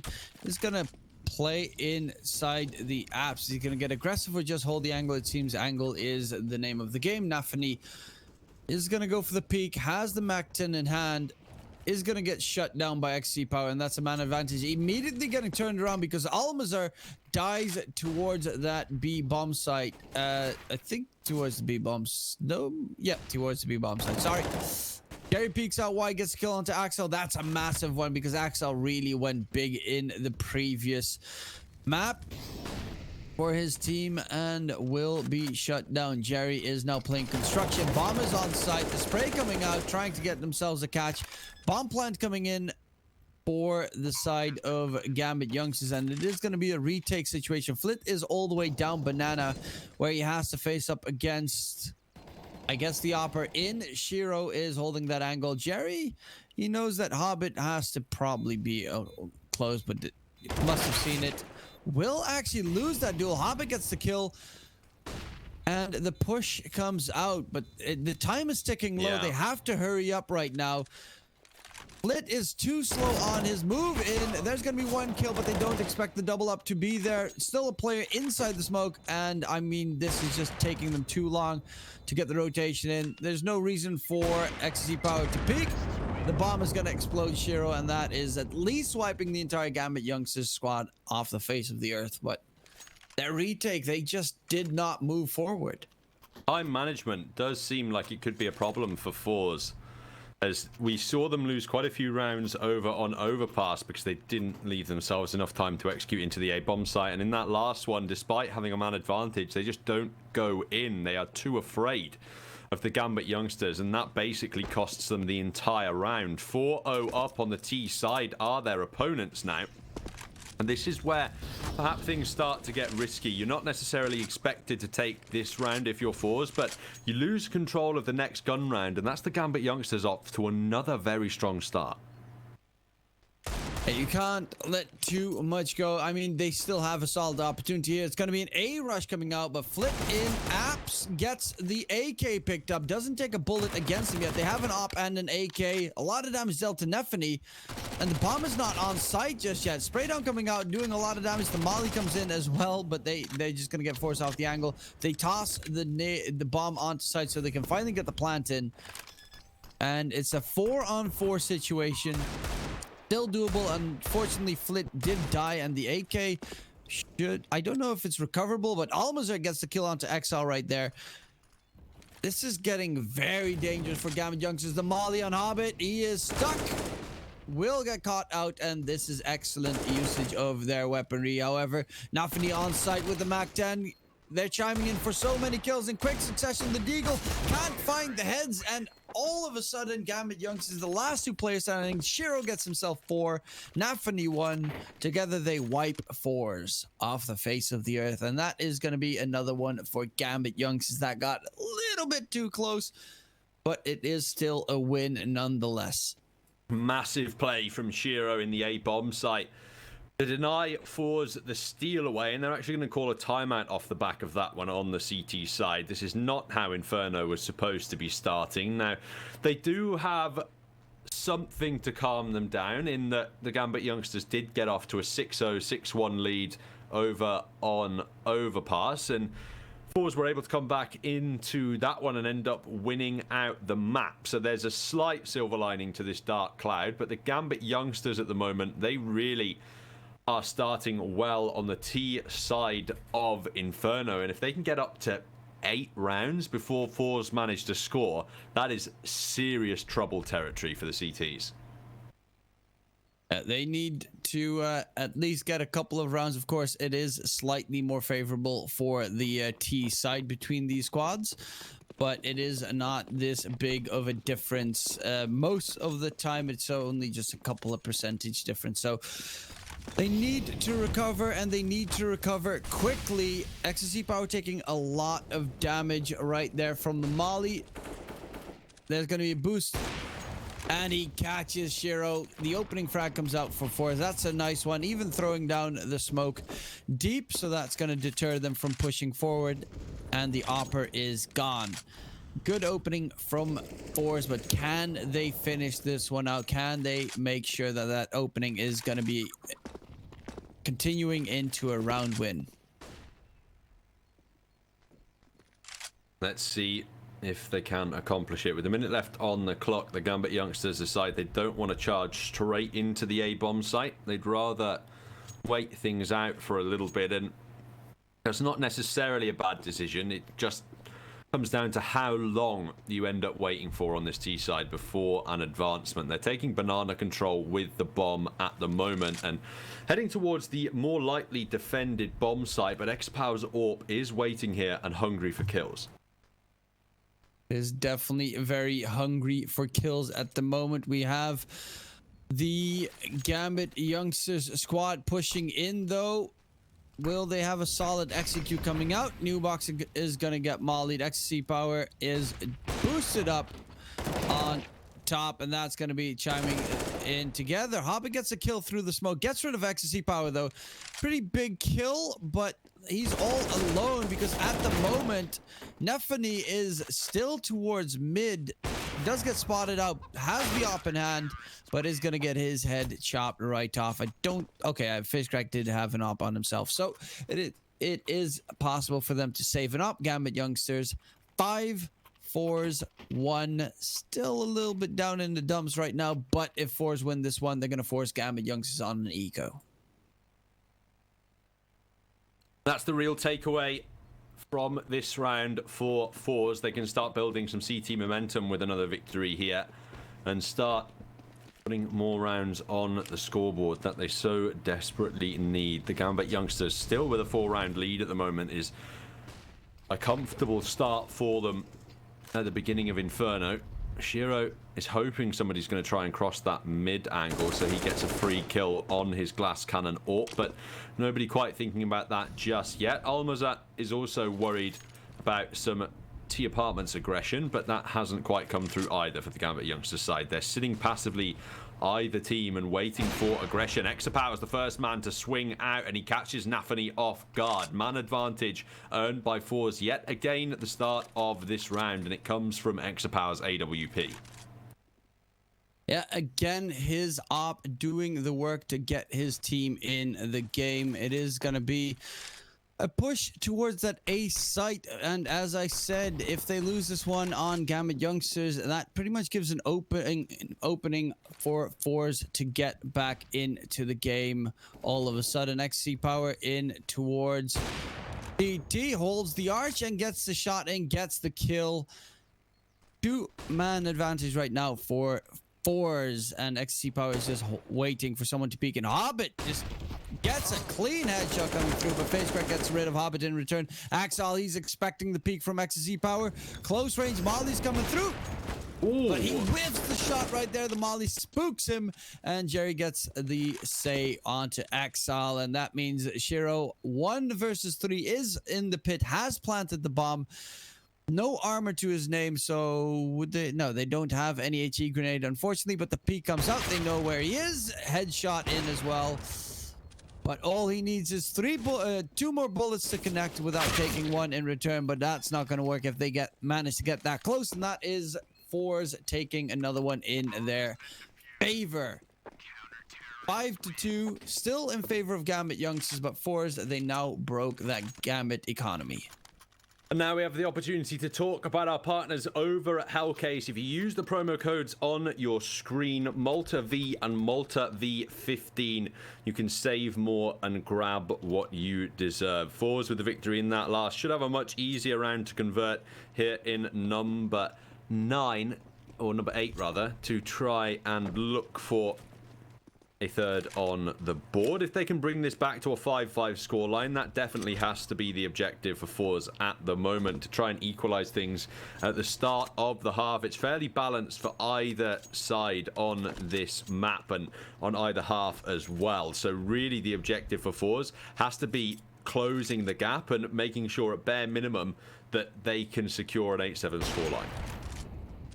Op shot's gonna get a tag onto Hobbit, who has, he has already beaten his kills from the last map, if I'm not mistaken, is now on 6, so definitely looks a little bit more awake, and good to see him step up to the plate.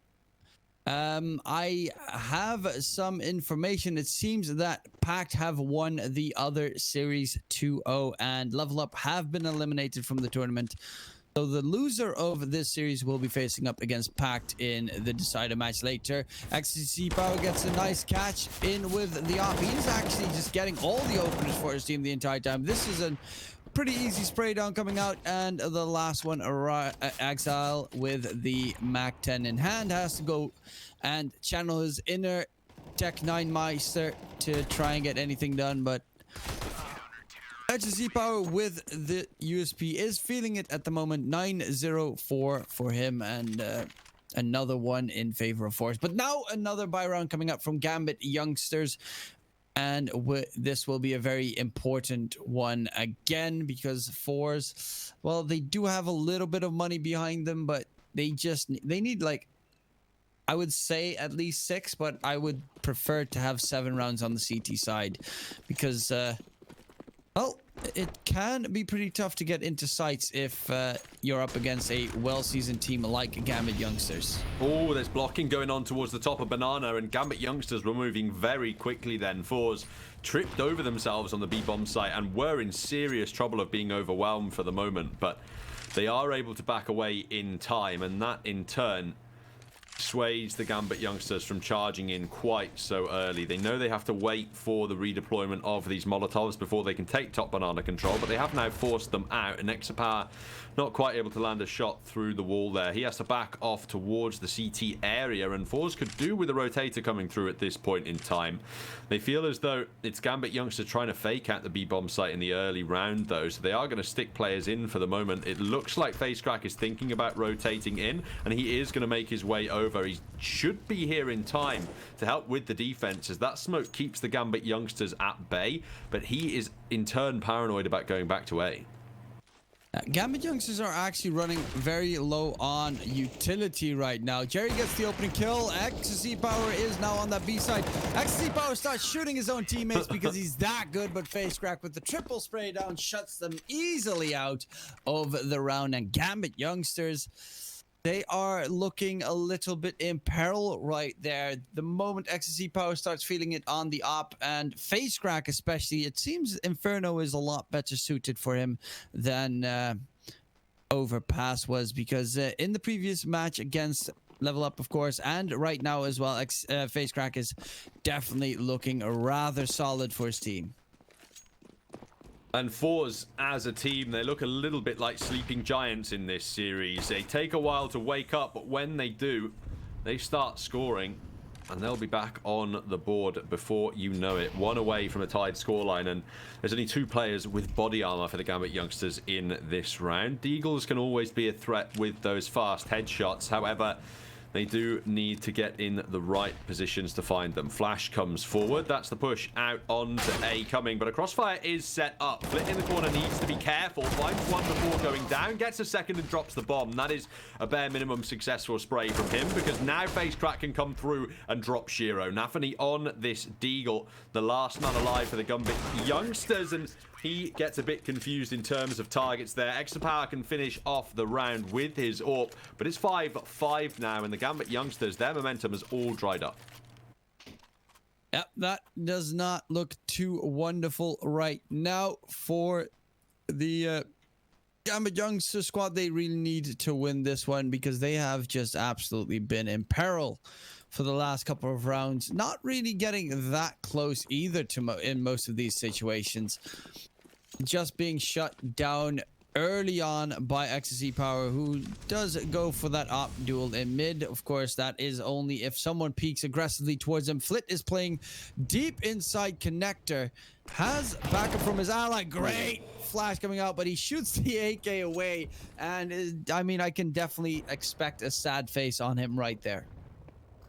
Not too sad, I'd hope, as he still has found the opening kill, which is the main thing out of that engagement at least. And the GAMBIT Youngsters, again, losing a player early on the T side. FORZE have been doing a good job at finding the opening entries as of late, and it's certainly been helping them out in the last few rounds, but this time they've over-rotated slightly towards the A bomb site. They've brought Almaza towards Arch and left Exapar alone in top banana. Now, I can understand why, because he still has a Molotov left, so he can delay these pushes. But that flash has come through, and the Molotov is too deep, actually, to stop Gambit youngsters from pushing forward. That means he needs an opening kill. If he gets taken down, that B bomb site is wide open. Almaza eventually coming back in, but it could still be high pressure for Exapar.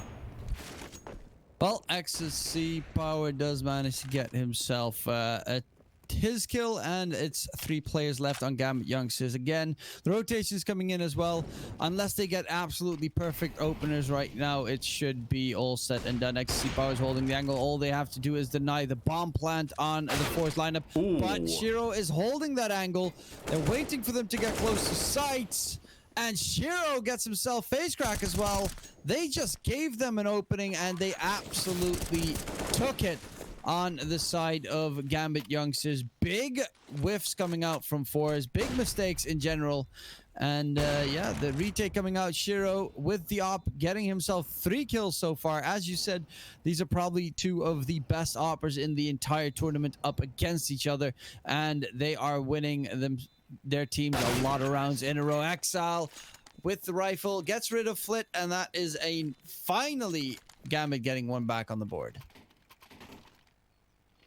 That round basically came from predictability of the FORZE defense. As soon as Exapower gets taken down by Shiro, there's 1 man in the site and 1 man in CT, but FaceCrack on multiple occasions has popped out of that CT smoke at the right time and found a nice triple man spray down. So the Gambit youngsters expect somebody to be pushing through that smoke, and they get 1 player far enough ahead that they can spot the second defender tucked away in his hidey hole in the direct B site. So they basically have all of the positional information in that retake to shut down both of the active FORZE players, and it all starts really from that 1 shot from Shiro. It's gonna be pretty important right now because FORZE, of course, do not have too much money behind their buy. Everything costs a fortune, especially that op from XC Power. But it does seem that Banana at the moment is not really going to be the big contention point for Gambit youngsters. They are going to peek into that XC Power op, but the smoke will keep them at bay for now. Whereas Banana was being checked quickly by Almazer to spot out if anyone was nearby. The flash comes out through mid. XC Power with the op is playing defensively in arches. Nice nade damage coming through as well from the FORZE utility to damage these Gambit youngsters players a little bit low. Smoke is going to block off XC Power's angle right there. He tries to go for the shot in, but does not get anything on the timing. It is going to be a B split through CT and Banana, but if they manage to drop this bomb right here, that could be the round 1. If they manage to get rid of Shiro and XL, that could be all said and done. They do manage to drop him. They only need to defend the bomb right now and run the Jerry. Hold the line. Double spray down. Big plays coming out from Jerry. Whoops him down, and that is going to be 6-6 for FORZE. Massive round coming through on the B defense. And that was the big hold on there. And the issue for the Gambit youngsters was actually time. Ideally, in this kind of a setup, you want to wait to have the Banana players push after the guys have arrived in CT and can come in for the flank, but they don't have enough time left on the clock to allow that to happen. If they waited for the CT players to come in, there'd be no time for the plant to come through on the B site, and that then lets FORZE isolate the bomb and its defender and clear those kills away. Tied up again, 6-6 at the moment. 3 rounds left to play in the first half, and it's the Gambit youngsters economy that really hangs on a knife edge. They have to drop to an eco with a loss here, and that would mean FORZE taking a 1 map advantage at the end of the half. Yeah, round rather, but yeah. Yeah. I got you, bro. I got you. It is going to be that B execute. Utility a little bit lackluster right now. 2 smokes and a flash, and they're going to throw out 1 smoke to try and fake it out towards the A site.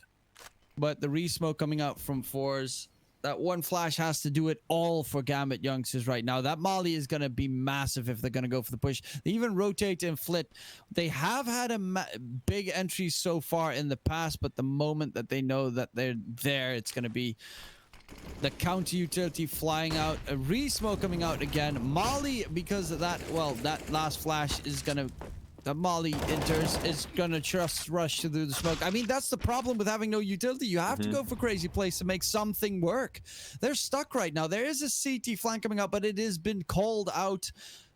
Flit is holding his flank, and they also have banana control on the opposite side. Flit gets the kill. This is just annihilation. FORZE playing it perfectly with their utility, and Gambit youngsters, they're down in the dumps. They will most likely lose this half after being, what was it, 5-0 ahead? I believe that was the case. They might have even converted. No, it was 5-0 up, yeah.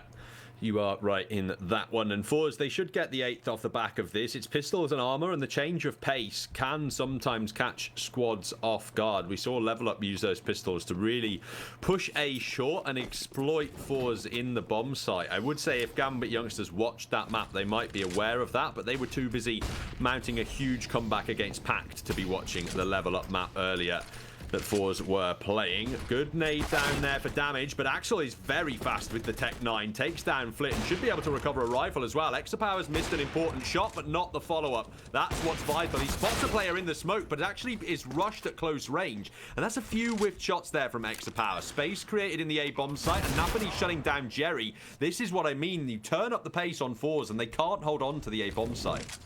That molly could be pretty big against Hobbits. Burning low. A 1 HP. Oh, that is just boom, coming in with the Kobe Almazer right there. But the Tech 9 just doing so much damage right now. It does give a little bit of intel. Time is ticking down. They have a kit on Almazer, but it is going to be inters. And all of a sudden, Gambit youngsters might be able to take back that half win in their favor right now. A round stolen away in the A bomb site. Nothing FORZE can do about it, but they have guns out now, and both squads fighting for that single round advantage at the end of the half.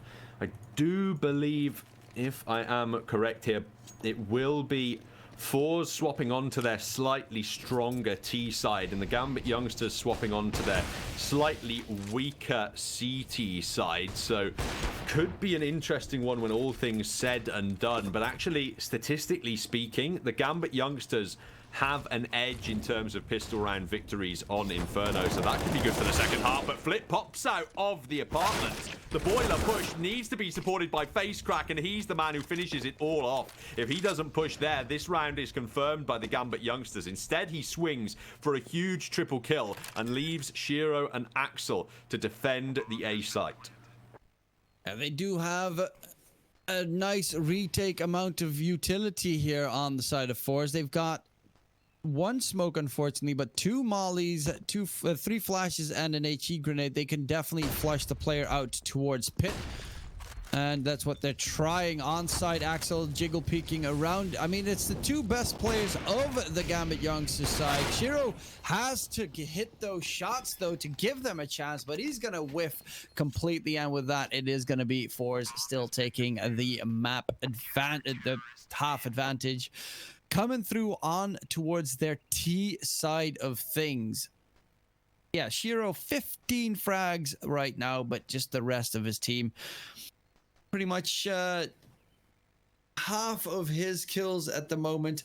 We did drop a player who just went for a quick reconnect, it seems, but FORZE, they might actually be able to do this one in two because they have an incredibly strong T side. That is really interesting from the FORZE side of things. They are way ahead in terms of kills, but only actually one round in the lead. Now that actually is a positive sign for the FORZE squad, because it's on the T side that you actually need to find less kills in order to find round victories, because it's more often there that you make the CT save after just getting 2 or 3 kills in a bomb site. The odds from our partners over at LootBet have swung slightly further in FORZE's favor, but it's not all said and done here. 1.58 to 2.24 just goes up to 2.7 at the very end. Gambit youngsters could equalize those odds with a pistol round victory, though. Yep, that's this pistol round is I mean, almost every pistol round is crucial, as always. I'm not the biggest fan though of the fact that Shiro has a CZ on the pistol, but I am a fan of Hobbit just getting rid of Almazer right there. One tap quickly while falling back as well. Nice catch. Face crack. Tapping back in return, but the great pop flash to make sure that face crack gets taken out. 2-man advantage right now for Gambit youngsters.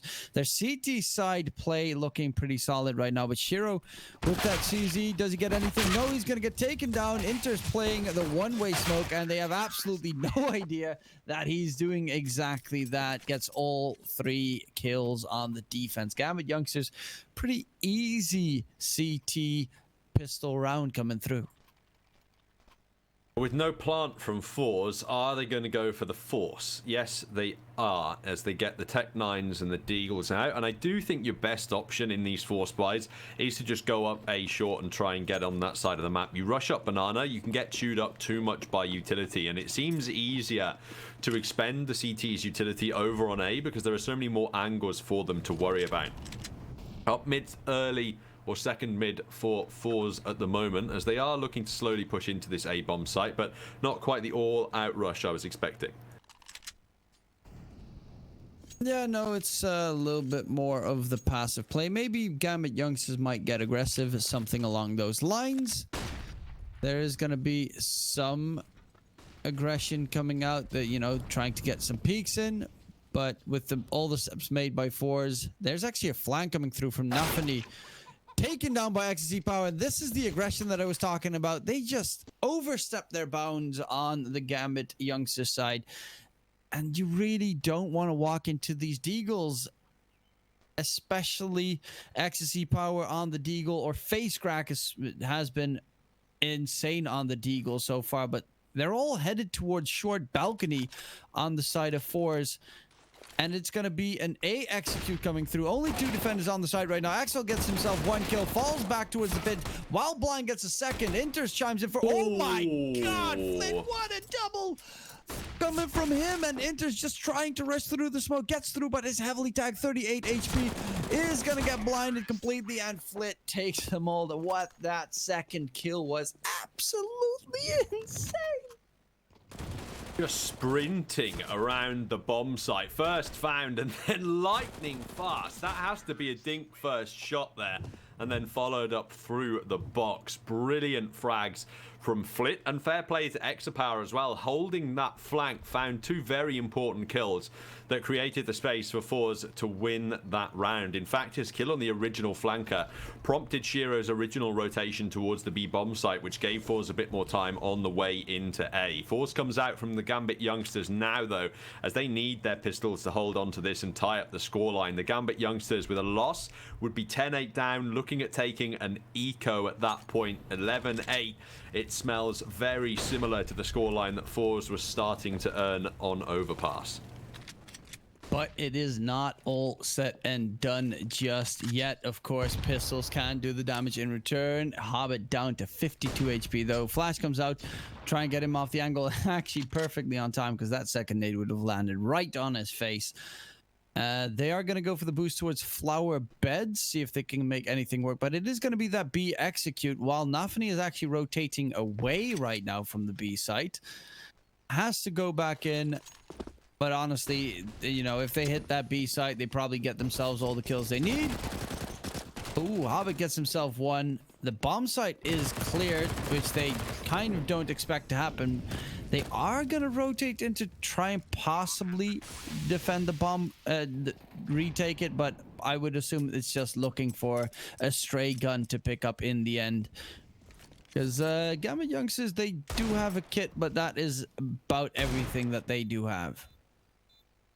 The 5-on-4, they could go for it here, but of course, the likelihood that they find more success in the next round is a lot higher. They are not running away at the moment. They're definitely sticking around, and it looks like they want to explode out onto the site in the last couple of seconds or so. Now they start running forward into the FORZE crosshairs, and trades go either way. Hobbit is close to that bomb, but does not have a kit, so has to get away at the end of the round. He can't even survive at the end, so it's just Shiro who holds on to a deagle there, and I think you may have been right. It looks as though if they'd have just backed away and saved those pistols, they'd have a lot more to work with here in round 19. And it should probably be FORZE on 11-8, giving them a solid advantage to try and close out this map in their favor. Of course, their T side rather solid, and it is rather scary to face up against it, all things considered. XC Power picking up the op on what is pretty much an eco round. That is, I mean, that's one of my worst fears. You know, when they randomly get themselves through, as you can see, they're pushing mid. If they get close range with the USPs, they definitely can take care of him. But there's going to be Flip spotting out one player in mid, and the others are going to be taken down probably as well. Has problems getting that spray control in order. Will be an AK gifted to Axel, and that is a sneaky beaky little steal. So we're going to be waiting the full 40 seconds until that bomb goes kablooey. I imagine Jerry and Facecrack are probably going to go hunting with these MAC-10s. They don't really want to take them into the next round, so even if they die without taking that AK down, it's perhaps a more valuable engagement, because you don't want to get caught with your pants down in a full gun round and only MAC-10s to work with in that engagement. Axel is being hunted down. Facecrack is about to spot him, and he wins out that engagement. No body armor for Axel, so can't work with the aim punch. 11-8 found. AK save denied. That could stretch Axel's utility out a little bit more than it otherwise would, and there's no AWP available for the CT side of Gambit youngsters either. They would certainly like this victory in the first full gun round, but they don't really have the weapon advantages to try and secure it. And it's gonna be a tough one indeed. No op on their side, and that is XC Power playing with the big green stick. 17 frags at the moment. Definitely looking solid right here, right now. For his squad, does not spot a player peeking out, but look at Gambit youngsters' utility. It is dropping quickly, whereas FORZE barely have thrown any utility out there at all. They have only 2 smokes, 1 flash, and a molly left on the Gambit youngsters. So it's going to come down to raw aim duels for them, where they're actually going to get flashed off the angles most of the times. That's what's going to be difficult for the Gambit youngsters going forward, and this is exactly FORZE's plan. They want to bait out that CT utility, as much of it as they possibly can. You can see now they're trying to gain map control in the later stages of the round. The nades are going up top banana. There's a boost up from Nafany, and it looks as though it may have just been expected. They spot him out and fall back, instead deploying the deep nade, but they're switching targets over to the A bomb site right now. That has more defenders in it, and they could send rotations over off the back of this as well. They're a bit paranoid that the players are still locked in banana though, so it's going to be on these 3 men to defend the A site. Axel in the pit, can't connect anything, and the nades clear away, but no one expects inters until Jerry turns around and recovers with a nice headshot. Spam through the smoke, not working out for Shiro, as he just takes damage off the back of that play. The bomb has only just managed to cross onto the site, but it can be planted safely. Flank coming in from Nafany, but still a difficult retake for the Gambit youngsters. Yeah, that's just the advantage of having all the utility you need and the enemy having nothing. You see Axel throwing down the smoke in towards pit to try and keep himself alive, but they just toss a bunch of nades in that area because they know he is there and shut him down. Facecrack gets the catch onto Nefany, and it's Shiro and Hobbit trying to save their weapons into the next round. Win for FORZE, 12-8. They will save into the next one, but luckily with the 2 weapons they have, they do have a possibility to win it, but it's very likely that we're going to head over to 13-8 sooner rather than later. The loss bonus is good enough for the Gambit youngsters to buy up in the next round, so they shouldn't get baited into too much investment here. Players like Inters and Axel, even Nafany actually, they can all get upgraded pistols if they want them, but they shouldn't be investing too much more into the round. The lead stands at 4 rounds in favor of FORZE at the moment, and every round they win on that T side just continues to strengthen their economy as well. If they can continue to play the numbers advantage in this one, they should be able to clean up a 13th round, and that's when pressure really does get applied to the Gambit youngsters. In the next full gun round, it's either going to be a turning point for their momentum or FORZE continuing to score. Yeah, this round is... I mean, this one, and especially the next, every round right now is important for Gambit youngsters, because FORZE, they did get that lead earlier in the previous map. Gambit youngsters, right at the end, tried to make that comeback happen, but at one point when you're 14-8 behind or 15-10, all they need is 1 or 2 rounds, and even a shoddy buy can get you a round win by accident. Almazer, there's going to be mollies flying in towards that B site, so that B defense should get flushed out. They do have themselves some decent weapons there. Molly's flying in, flashes as well, close range. Nafany's trying to rush through the smoke, but it just gets read like a book. Hobbit gets himself one, but the round is, well, it's not just over just yet. We still have an M4 towards CT spawn. Face crack completely whiffs everything right there, but Axel tried to get a little bit cheeky against Almazer, and that is not going to work. 2 versus 3 retake, no kits available, and no utility either. So this is a raw aim duels. Inters has to go for the information play, and Shiro, he's kind of stuck right now with players heading towards CT as well. Should not be able to get anything done. It tries to get the catch onto Ecstasy Power, who's whiffing a couple of shots there.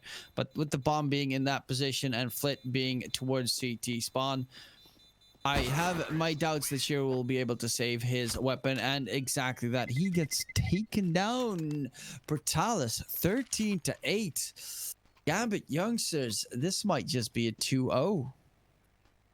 They have one more opportunity to try and put a stop to this FORZE streak. AWP in the hands of Shiro and M4's in the hands of the rest of their players. But with a loss, it's 14-8, and then a difficult decision to make on whether they force or eco. This is a must-win for the Gambit youngster squad. We saw a partial recovery on Overpass, and Shiro started things well in this round. Wins the engagement against Exapower and secures the early man advantage for the CTs. The nades going down in Banana are dealing heavy damage to Almazer as well, but he hasn't been taken down just yet. Might just fall as they cross back into the site. There are more nades to be deployed yet, but it's definitely the Gambit youngsters who've won the early round here.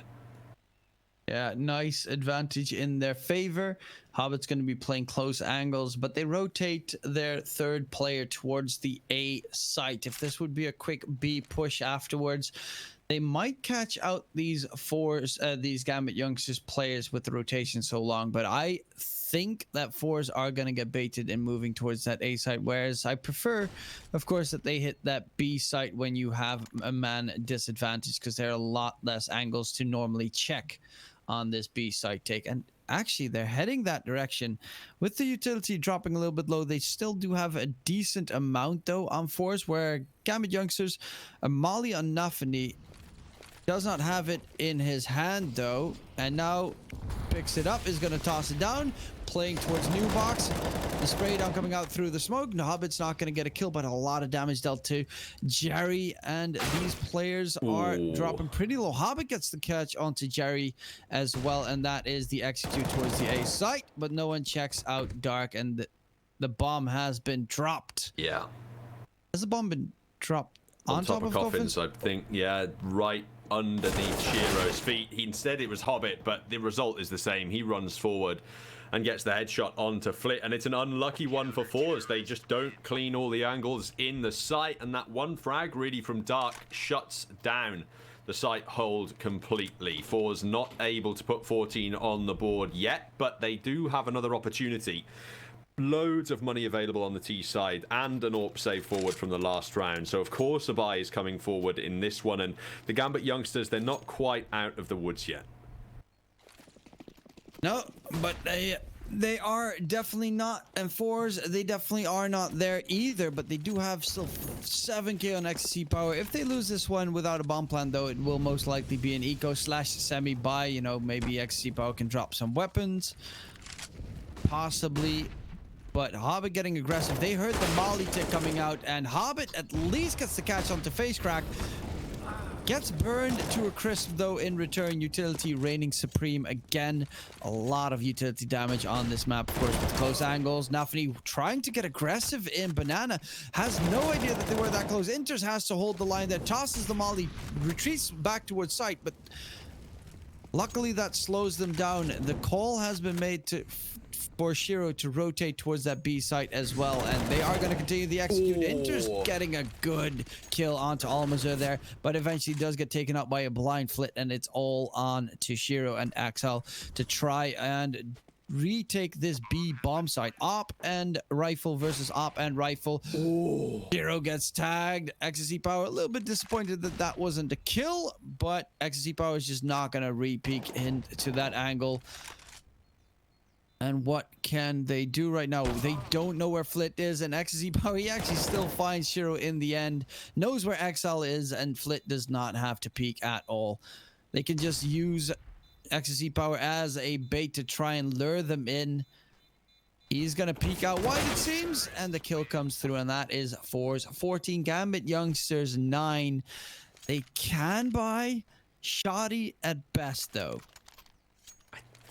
This is a really tough one, because it's the choice of letting them up onto 15 or potentially losing it in the next 2 rounds. They're going to try and deny the 15th round going the way of FORZE by going for the full investment. 2 M4s, a FAMAS, an AWP, and an MP9. Some utility, but not tons. FORZE, the last map, they tried for a quick rush at this scoreline to close things out early on. This time, they're waiting for CT utility deployment. Double Molotov up Banana as they look to take map control on that side of the map. It may just be a rather fast B hit coming out from FORZE, and there are only 2 players on the site ready to defend. Yep, they do like to go for that B site, and it has paid off more than their A site takes most of these times. Shiro does have the op picked up this round, so it is a full investment as said, but can they get it done? They have an SMG and a FAMAS, not the greatest weapons. Nafani is only on 8 kills so far, and slowly but surely FORZE are trying to creep closer towards that site. But they still have Flit in second mid. There's still a lot of time left. That nade on Nafani is going to do big damage right there. Look at that. 43 HP left.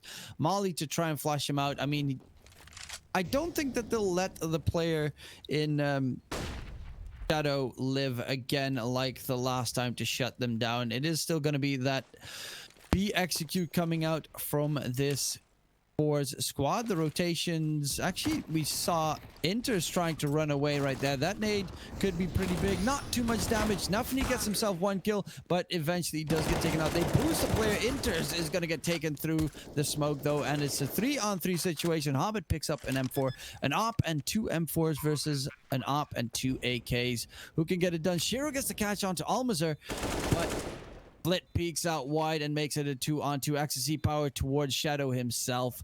There's no way to flush him out of the angle. It's going to be a straight up aim duel coming in. And they actually double upped towards Shadow as well. And that is just absolutely terrifying, because you'll never expect the second player to be in that angle as well. Ecstasy Power, they are grouping up on both sides. Who's going to get the catch? It's Ecstasy Power with the first. Jiggle peek, and that is Shiro missing the shot. They know exactly where he is.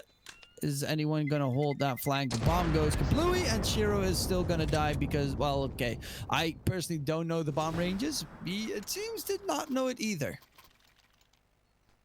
An unfortunate one for the Gambit youngsters. It came down to Shiro and Axel again to retake that B bomb site, but the utility usage from FORZE, it was just so perfect. methodically cleaning out every possible angle on B and putting themselves up onto map point. Now the Gambit youngsters just have FAMASes and an MP9 to try and defend, but even though Exapower and Flit could have dropped AKs, FaceCrack and Almazar have chosen to use MAC-10s in what could be the last round of the map for them. That's a really interesting decision and not one I agree with. No, you're right on that. The MAC-10s are a weird choice in your last possible round. Might just be because they are thinking if they lose this one, they would have a terrible buy into the next. I guess, you know, playing more of the bank game, you've got 6 rounds to try and win this one out. You just need the one and don't throw everything down. But yeah, as you said, it is kind of weird going for the MAC-10 instead of just going for the all-out play on their side. And it seems they're edging towards the A site, which has not been that successful for them. That's why they've been pretty much hitting B constantly. This is going to remind me of Overpass otherwise if they're going to hit A and they lose. Because Overpass, they hit A multiple times. They lost and they hit B again once and then they win that one. There's a gap in the smoke. Shiro gets a couple of taps in on FaceCrack. No kill secured just yet though. And Nafani doesn't know if he wants to go A or B right now with the defense, but it is going to be the smoke thrown towards B. That baits them all in. Even Shiro heading towards B. Rotates back into Arches, though. And the execute is coming out. There's going to be Ecstasy Power getting the first kill. And on site, Axel gets himself killed. Intus chimes in for a second as well. And they're grouping up together. Ecstasy Power gets a catch, but Flit, he's 1 versus 2. Definitely doable, but the time is ticking too low and he has to stick it. And that's the problem. Is going to lose his life because of the timing. And with that one, Gambit youngsters, they managed to stay alive. But for how long can they just drag this one out is the big question here.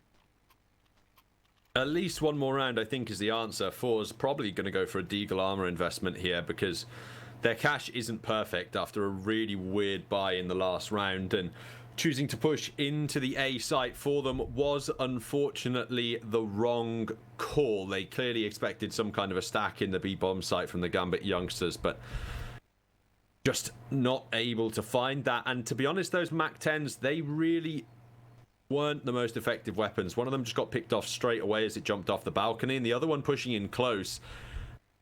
The MP9s on the high ground are going to win that fight all day because they just have so much better vision of your heads, and you just saw it there. The Gambit youngsters tucked away in the bomb site, not enough utility available to root them out, and not enough time available for FORZE on the A side of the map to go for the execution. They don't decide to eco here. They'd rather bring out 4 AKs and a MAC-10. It's going to be a harder fought round from the Gambit youngsters to try and earn their way up to 11. And without an AWP, that's been a very important weapon in the hands of Exapower recently. Could be missing for them, and that presence missing could be felt by FORZE in this round. FaceCrack with the MAC-10, see if it works this round, but that nade is gonna do him in. A little bit of tag, a little bit of nade. Hobbit's getting aggressive. He's feeling it right now in a do or die situation. Bullets flying through, but nothing connecting just yet. And a nice opener for the Gambit youngsters defense. Hobbit picks up an AK for his troubles as well. We in the meantime have Almazar rotating forward. Needs to, of course, check Arch, but Nafani checks it first, and Almazar is gonna fall. All of a sudden, FORZE, their T side stomp fest after hitting that 15th round, just like on Overpass, completely starts to dwindle out. And they did actually end up looking in serious trouble on Overpass against the Gambit youngsters. I mean, they won a very lucky round to close out that map. It looked like overtime was a real possibility. Ters has a smoke to protect himself in pit, but it's distracted Nafani enough for Flit to find a second kill, and he might be able to take this to the B site. The issue is that Exapower has to deal with a flanker in the form of Shiro's AWP should they want to hit B, and of course he's going to land that shot. There was no time to flank in second mid, and Shiro shuts them both down on the AWP. That is 11 rounds found by the Gambit youngsters, an eco needed from FORZE, and there are going to be just 3 in between these teams when the guns come out next. Yeah, It's not the greatest economy either, but FORZE, they're going to need Flit to drop an op to XZ power because someone needs to shut down Shiro. He is top fragging first team 22 and 14. Definitely one of the big fraggers of the day. And they just need... If they manage to get rid of Shiro, I think they can easily take this game. The blindest sprays coming through that I've ever seen, but eventually it will be Gambit youngsters getting the advantage right there. Of course, this is just weak pistol buys coming out, so I don't expect too much of it. Yeah, that's pretty much it. I don't expect too much of it. There may be a kill here or there, but 3 Glocks and a P250 should not result in too much for this FORZE squad. The lack of body armor is the real problem, and with Shiro just holding this angle, he does actually decide to get mobile. And he just needs to worry slightly about timing on this engagement, but has found the shot he was looking for. Retreats to Arch and nearly misses out on the second. FaceCrack is trying to run him down, and he's holding true with the P250, but they have run around the corner and managed to overwhelm him. At bare minimum, that's a sniper now in their hands, but the rifles have come in to clean this round up, and FaceCrack swinging out does get aim punched by the Inters at FAMAS and can't secure things at the end. Exapower still doesn't have enough money for an AWP, and I'm really worried about this FORZE economy, and I'm really worried that Jerry is the man holding the AWP at the moment. He should be dropping an AK and putting it in the hands of Exapower. There's not enough utility available for this T side, and I feel as though that one round they bought up with AKs and one MAC-10, that might come back to bite them now. But they still... Okay, so if they lose this one, it would be 15-13. Then the Eco one, then they have a full buy. Then, yeah, still doable. They still have at least one more full buy on the side of FORZE with hopefully utility. Probably not an op, though, unless they get a bomb plant in. But it is Gambit youngsters getting pretty aggressive towards A apps, and that means that the rotations towards B are miles away, like almost as far away as can possibly be. So if they push fast, they can really overwhelm this B site defense and just flush them out. Definitely with the flash coming out, getting dodged by Almazer, but he still gets taken out. XC Power does, however, get the catch onto Almazer. Flick gets the kill onto Exile in the meantime in second mid. He has been holding that second mid flank for pretty much most of these rounds, and that is a man advantage all of a sudden for FORZE. And off the back of that one kill in mid, the Gambit youngsters seem to think FORZE are going to turn around and hit the A bomb site. They virtually totally backed away. Hobbit is going to go back towards B, but he's turned around and entered CT. Shiro finds a kill on A, but Hobbit has come back to the B bomb site at the right time. He's smoked off on the defensive angle, however, so I'm not sure how much impact he's going to be able to find. Shiro is pushing very quickly, though, and has taken down Exapower in the rear. Jerry is now terrified to plant in the exposed angle, and that is perfect for Hobbit. They just bait FORZE around the site, and that one kill from Shiro is enough to turn this round on its head. FaceCrack probably not going to be winning this one now, as he's found the close kill. He'd need to turn around for 2 more massive ones here in just 10 seconds. They're both waiting for him to swing round as well, and he's not going to go for it. Just sitting and waiting. It's the round lost by FORZE, and all from a vital kill from Shiro. What? Why did he peek? Why did he not? Why does he peek after? What the? What? That was like the dumbest from all the possibilities you could have. He chose the absolute dumbest one of the bunch.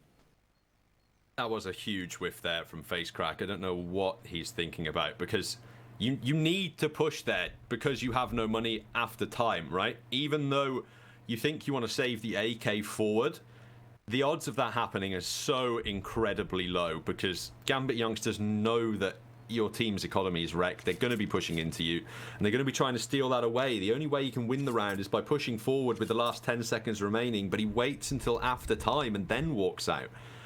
What is going on? That was a really confusing one on the B bomb site, and I mean, they just got played by the Gambit youngsters there. As soon as Shiro got the kill on Banana, they had to move the plant, and Hobbit read that like a book. FORZE, that was their round to win. But the Gambit youngsters have stolen into the way. They're going to pick up some lightly upgraded pistols, but I'd say we're heading to overtime on Inferno. Yeah, that play from, I mean, honestly, they were right next to each other. He had 8 seconds left. He could have definitely gotten both of the kills with a solid spray down. Just 2 headshots needed. It's going to be a rush towards the B side. Hobbit gets 1 kill, falls back. Neffany just chime in with another for his team and will be able to most likely defend the bomb site here. Not really that surprising, of course, with the weaponry that they have on the FORZE squad. They just went for the full rush, but honest, that move from Face Crack just completely threw away the biggest possibility that they had to win this one before overtime. The cash is still going to be stretched. This all started from just one silly economic decision. They didn't need to buy up into, I think it was the 10th round that the Gambit youngsters scored. There was no need to buy there. You've got so many opportunities to win, but they just get overconfident and think they'll be able to convert it. And now look where we are, 1 round away from heading to overtime. And this is what I was saying. Overpass wasn't even a clean conversion from FORZE. They miraculously won the round that they did to put us on to Inferno. It looked set to be going to overtime otherwise. Now there is 1 chance left for FORZE to close this series out 2-0, and they should be kicking themselves either way. They've let this get too close on 2 consecutive maps now. It is going to be Face Crack on that Mac 10 rushing towards B. Is going to try and get close, jumps around the corner, gets himself an AK upgrade. Nice job. Gets aggressive for another one, but will get shut down. It is going to be a 3-on-3 situation all of a sudden. They do have inters on that B side with Axel in towards CT and 1A defender. It does seem that they're going to go for that B execute quickly. Off the back of it, will they expect inters up top? Molly is going to be thrown down, but it does seem to be whipped on top of first oranges, and inters will most likely have done enough right now. Ecstasy Power with the op in hand is going to push through the smoke, and we are heading towards overtime. And yeah, that was, I just don't know. This FORZE cannot close out their games, it seems. This is a serious choke from them on Inferno. It feels like they just got overconfident as well. A couple of plays, I mean, talking about that FORZE buy, but I'm very confused. I'm almost lost for words at this point, if you can't tell. They just seem to evaporate, feels like the right word. They were a full glass of water, you know, steaming forward on that T side, and they start to lose momentum, and it literally just disappears. They start slowing down, and think about how clinical the round was that put them on to 15. Dropping the utility, winning out those B site defenses. That has literally never happened since a full utility execution into the B bomb site. Very confusing from the FORZE leadership as to why they haven't tried that. Yeah, a rather strange turn of events. Flit's gonna try and peek into Shiro. Shiro does leg his teammate and even throws a nade against him. Really does not like Axel right there, but it will be a man advantage now for Gambit, and the rest of FORZE are heading towards that B bomb site. Of course, Flit is the lurker most of these rounds. They do have utility, of course, this time on Gambit youngsters to try and defend it, but this is honestly FORZE just trying to bait out some defensive utility from the Gambit youngster squad.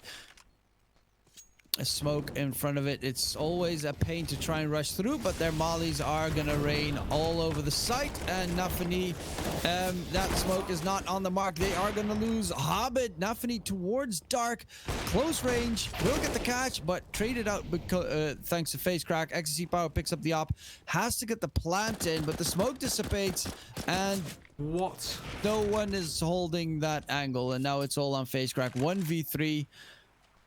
Does have to plant the bomb as well. FORZE are absolutely crumbling completely. Hero has a very uncharacteristic whiff right there, but it doesn't matter. Nade does the job in the end anyway. They're choking hard on this FORZE side right now. What is going on?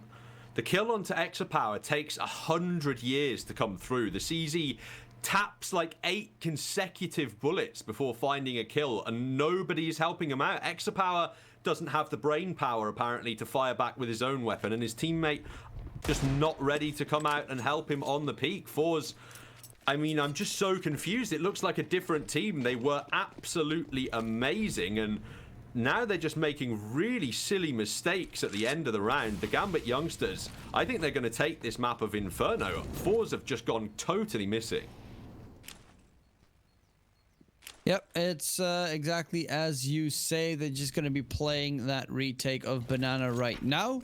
Flash coming out. They're trying to get aggressive there. I mean, a good setup push with all 5 of their players should give them a very easy B site. You don't have to play that massive lurk. Flit is going to stick to that lurk position. Hobbit tries to hold Banana down right now. Gets a little bit of backup. Molly is going to force Hobbit to get close. And he's expecting the boost to come through. Opshot is going to tag onto Jerry, but they get themselves the kill onto Hobbit. And Nefany has to go massive here. But luckily, Inters is there to trade the frag out for his team. Is going to peek out wide. FaceCrack gets the catch, and now it's all on Shiro and Axel. I mean, it's the dynamic duo from A who get very little action to deal with most of the time, mainly because they're never hitting that A site.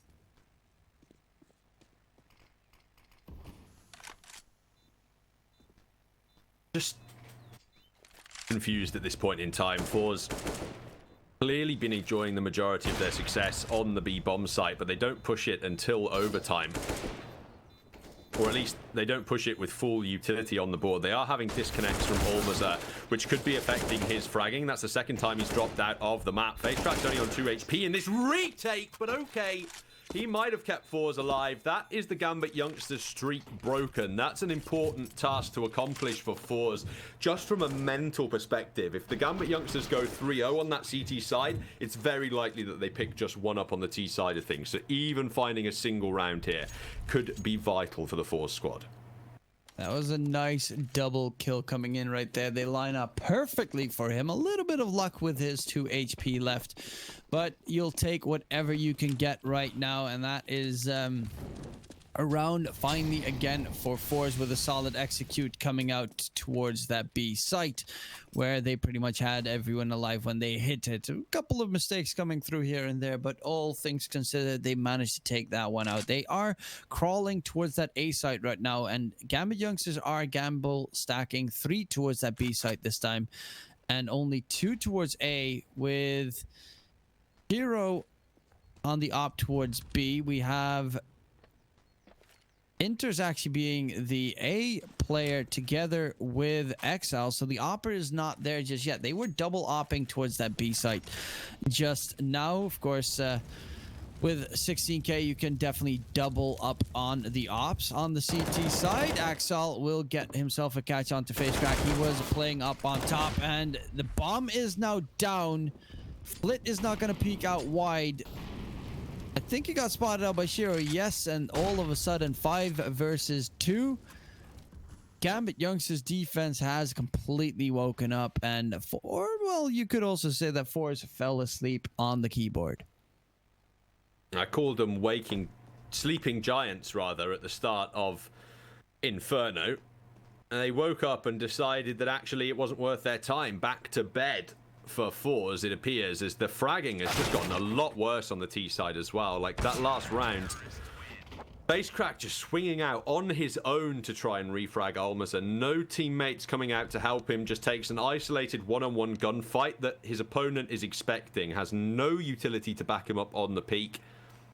And I mean, he's trying to go quickly to take down his opponent before he can flee back into the bomb site, but it just totally fails. Shiro's up on 30 kills now, and the fragging looks way better from the Gambit youngsters than it did earlier on. That was something we were praising the FORZE squad for at the end of the first half, but it swung virtually the other way. And even with Axel and Nafany below 20 kills, they're still managing to accomplish a lot due to the work of Shiro and Inters.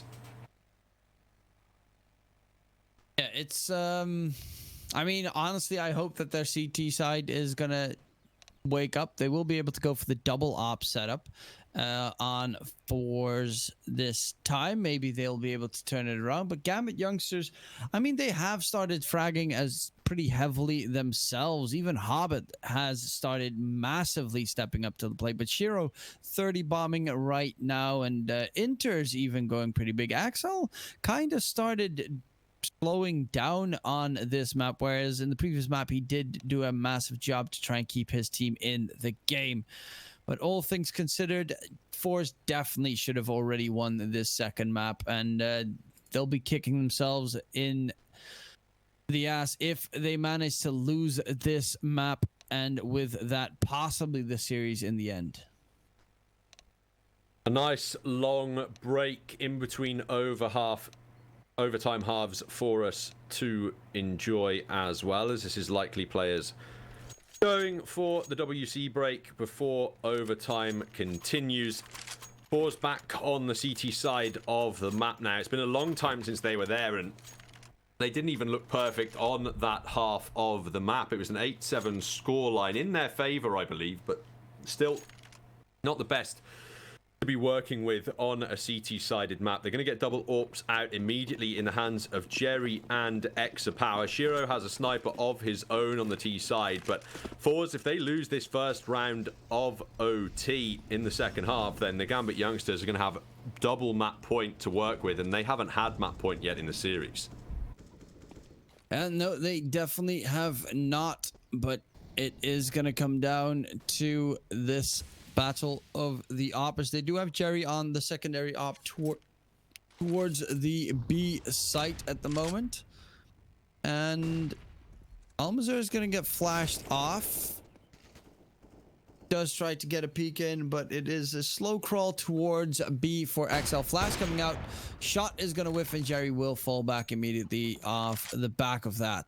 They do have two T players, though, still lurking around the A site, but they are going to expend some utility towards B, which could force out some counter utility. One molly at least used. Jerry gets a catch onto Inters through the smoke, though. Axel is trying to push himself through the smoke right onto Facecrack, it seems.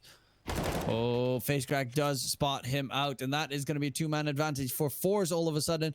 Nafani might expect something up, will be able to get Facecrack. Ecstasy Power on the side, jumps down. That should give at least a sound cue on his positioning with the op. Flit and Ecstasy Power, they're holding each other's angles. This is the buddy system in action. The rotations from B are still miles away, though.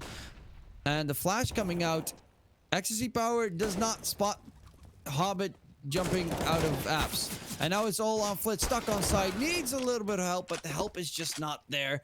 The call has been made a little bit too late, but Hobbit is in graveyard, and he peeks too soon, giving away his position. Jerry is trying to go for the wall bang right here, but Hobbit is just waiting for the opportunity, gets the catch onto Almazur, and FORZE, how have you managed to lose this round all of a sudden? It was a 5 versus 3 situation, and it was a free 5 versus 3 to boot. I mean, I think they are just tilting or choking. Take your pick. I think choke is more likely to be the case, considering they were 15-9 up, and there weren't too many tilt-worthy rounds in the GAMBIT youngsters' streak. It wasn't like there were crazy 1-on-4 clutches or anything like that coming out. They were just playing standard Counter-Strike, and FORZE losing to it.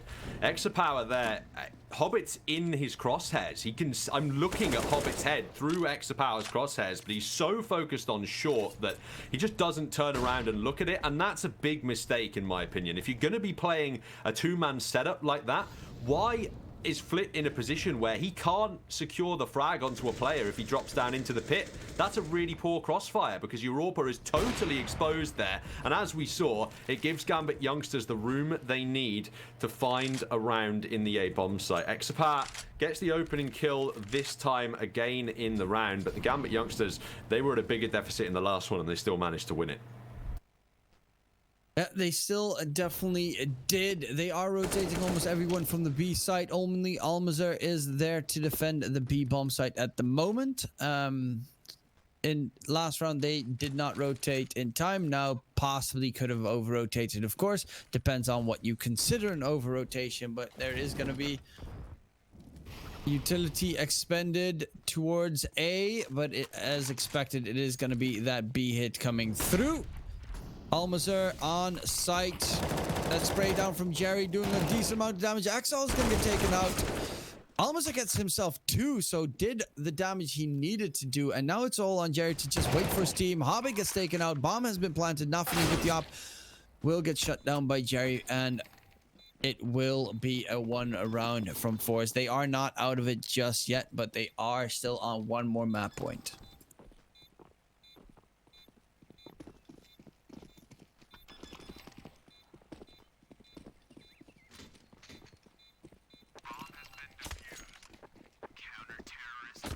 Well, at the end of the round there, FORZE, they have managed to pick it up. They go up onto 17 and they just spend a lot of time waiting on that defuse so that they can pick up all the AKs possible to bring forward. Still an opportunity though for the Gambit youngsters to close out this map in single overtime, and FORZE, if they want to keep themselves alive here on their pick and keep their chances of a 2-0 alive at that, they must win this round of overtime. Otherwise, we are heading to Dust 2. XC power. Smoke getting used behind him to try and keep him alive so he does not have to scope away from the angle. Saw an elbow, but did not go for the shot there because it was just pretty much a bait jiggle peek shot. Shiro holds the angle against XC power, and Almazer actually might get a flank going in sooner rather than later. This is a pretty big one. Will he get the catch onto Shiro? That got super dicey, but that's all the intel they need. The push towards B is coming through. Flit on balcony, gets enters, will get shut down. 3-man jump out of Balk, and it's going to be Jerry on site. The bomb has been dropped. The intel has been gifted. It is all on Hobbit and Nafani to try and clutch this one out, but they don't expect the player on site so close, and that's now Hobbit. He does know where Jerry is, and the rotation from XC power is a little bit far. And no, why are you not just waiting for your teammate? Now it's XC power with the op to try and get rid of Hobbit and shut him down. Bomb still needs to get planted. Hobbit has his... Oh my god, you kidding me? It is actually gonna be FORZE fumbling the ball. I mean, that was just, they just grabbed the ball and ran to the wrong side of the field right there. It's big mistakes from FORZE, pretty much all things considered, and we're gonna head to a map 3 after overtime. That is one of the biggest chokes I've seen in a long time. Now, some people might be arguing the reason I'm saying that is because I didn't watch the packed game against the Gambit youngsters, but something you do have to give them credit for is they will come back from any scoreline at all. They are not fazed by map point, and FORZE, they've choked out their opportunity to take this 2-0 very heavily. Now we head into Dust 2, where the Gambit youngsters are going to be really fired up heading into the loosest map of the pool. Don't go anywhere, ladies and gentlemen. The third and final map of this series coming at you after this quick break.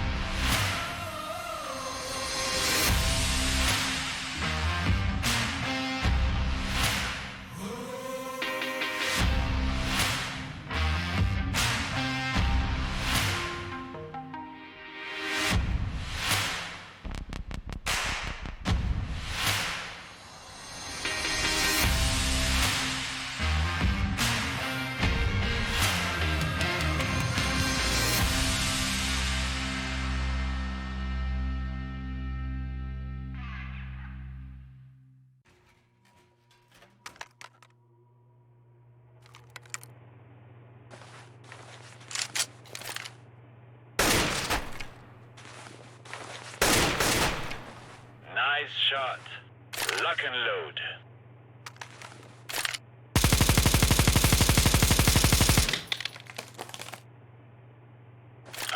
Wow, very good. Let me show you how it is done.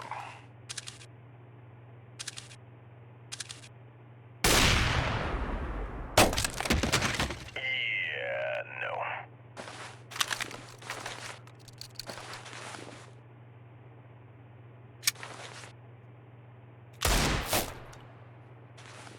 Woo, damn! That was one of the best tickle fights I've been to.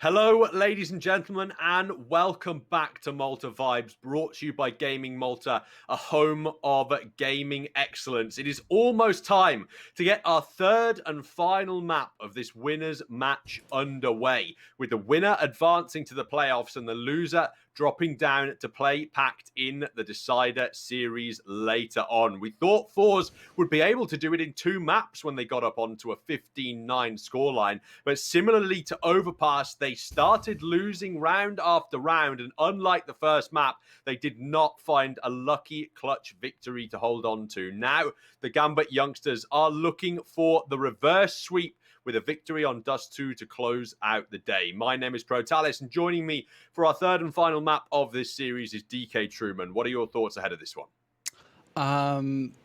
Honestly, just like the previous 2 maps, it's a coin flip. I'm expecting another very close game between the 2 sides. You know, opera intensive map with between Shiro and XSE Power. So that is going to be definitely very interesting to behold. However, I mean, I'm really afraid of, scared of FORZE going to map point right now and then turning, you know, the comeback coming through, because that's pretty much when Gambit youngsters start waking up. The players started fragging like crazy the moment where it was needed. Of course, a couple of mistakes on FORZE's side definitely did help, but this map could go all the way as well, and is pretty much what I do expect between these 2 teams. I mean, it has looked fairly balanced throughout the day. I'd probably be edging it out to FORZE in terms of who looked like the stronger side, but I mean, they just have serious problems closing out these maps. This could quite feasibly have been a Gambit youngsters 2-0. Let's not forget the only reason that FORZE were able to close out Overpass was a very lucky one-on-one situation in which Flit was just able to eat up time against Shiro. That came down to like a 0.1 second difference in victory and loss for the FORZE squad in that one. And on Overpass, they just let it completely slip through, on Inferno, sorry, they let it completely slip through their fingers. Now we look into Dust 2. Can they stand tall and try and secure the last map of the day, the knife round, to determine which side each squad starts on? Is about to get underway. You're going to be hunting down this T-sided start, but it shouldn't really matter either way.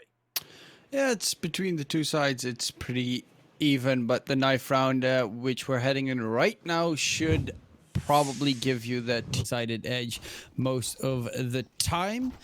It's, however, between these 2 teams, I just checked out the win percentage on the CT side of Gambit youngsters. They're actually slightly better on their CT side compared to their T side. However, their opponents in FORZE are rather weak on their CT side in that regards.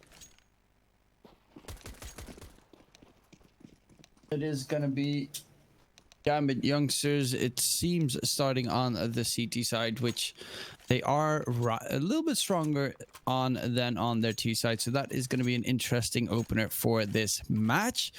FORZE picking up their favored side, and yeah, we're about to go live. They do have a kit 2 flashes on one side.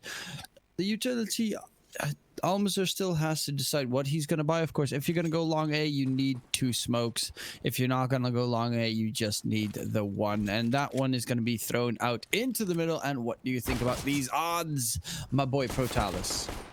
I actually quite heftily disagree with those odds, because they have FORZE as the favourites here, and judging from their performances on the last map and judging how big a win streak the youngsters are on here, I definitely favour them. They're starting to win out this pistol as well on the Gambit youngsters side of things, as FORZE find no easy route into the B bomb site. And FORZE, I mean, they've dropped Dust 2 recently and not really looked too convincing on it. K23 and Harvu taking them down both recently, and it was 16-14 against the Copenhagen Flames. Flit at least gets Axel down, but I mean, his teammate's been taken down now. It's a 1-on-2 scenario. That is a dangerous lineup Inters wants to be careful of, and Nafany's anticipated at close range. Flit might ace this pistol round. The Gambit youngsters, what is going on with these squads when they're supposed to have the advantages? Flit, oh, he had the drop on him. Inters nearly whips, but eventually converts that headshot. These rounds are going all over the place. It's surprising that Gambit still managed to win that one. Had a little bit of a spike there, so it got very interesting at the end. But it is going to be Gambit youngsters clutching it out. And it seems FORZE are just going to go for the full eco so that they have money into the next round for the AK advantage. Of course, you need a little bit of utility on this map, but it's not that massive. You need probably a smoke and a couple of flashes, and you could go for the mid towards B split if necessary. For instance, going out A long would cost a little bit more. Same with the A site. You just one smoke, 2-3 flashes, and that should be enough to get on site. Shiro has picked up the scout on site though, and Inters I think spotted a player out. The scout does tag, nade comes flying out as well. Shiro gets a kill, and this is pretty much easy cleanup. They won't even get the bomb planted. Last player standing in, Almazar, will be looking at his flip knife and most likely die without getting any damage dealt. He's going to try and creep up to short, but I mean, yeah, an unarmored Glock, that really has very little opportunity to find any kills, and it's Shiro who clears it away with the USPS. 2-0 lead for the Gambit youngsters on the CT side, looking to make it 3, but this is a really heavy bonus round for the youngsters. With the Scout and 2 MP9s, it's FORZE who have the firm firepower advantage. I would say so as well. They have a decent amount of utility on their side as well. They're actually more than enough to get a fight towards A long, but this is going to be a very big brawl, it seems. And the T's are waiting for the utility of the Gambit youngster side to be used. Now he swaps between weapons, but that smoke right there is going to make it tough for them to push through, and they lost a lot of HP here on the FORZE squad. Nade even gets rid of Almazar in the end. It's all on Jerry and XC power, and their health is just completely in tatters. And that's a very strong hold there on A long from the Gambit youngsters. The bonus round looking as though it's worked out for them. With the HP of Exapower, Jerry has to do the majority of the work in terms of those early peaks. He's the one who has to show his body. Actually, they're going to go the other way around. They're going to put Exapower in first on low HP to try and allow Jerry a bit more of an opportunity as the second man in. I mean, either way, it doesn't look very likely that they'll be able to secure kills. Shiro misses a shot, but not the second one. And as a low HP Jerry starts walking into the bomb site, he needs to fear for his life. Bomb will go down at bare minimum for some bonus cash, but a 1v4, despite an AK being hand, should not be possible. Yeah, especially being pushed from every possible angle. Molly is going to get wasted though. Flash comes out. Will win the duel against Hobbit, so it's down to 6 HP, and one stray bullet will be enough to finish him off. Inters get the headshot, and that is going to be a third round for Gambit youngsters. Coming through the opener of that round was just, I mean, they pretty much ran face first into a hail of bullets and got completely shredded to pieces because of it. That's the 3-0 lead for the Gambit youngsters. And I mean, the issue for FORZE is it's a very tilting way to lose that last map as well. I'm against Hobbit in that very last round. It was just individual mistake. 3 players peek into him one at a time, and he just clears them all up.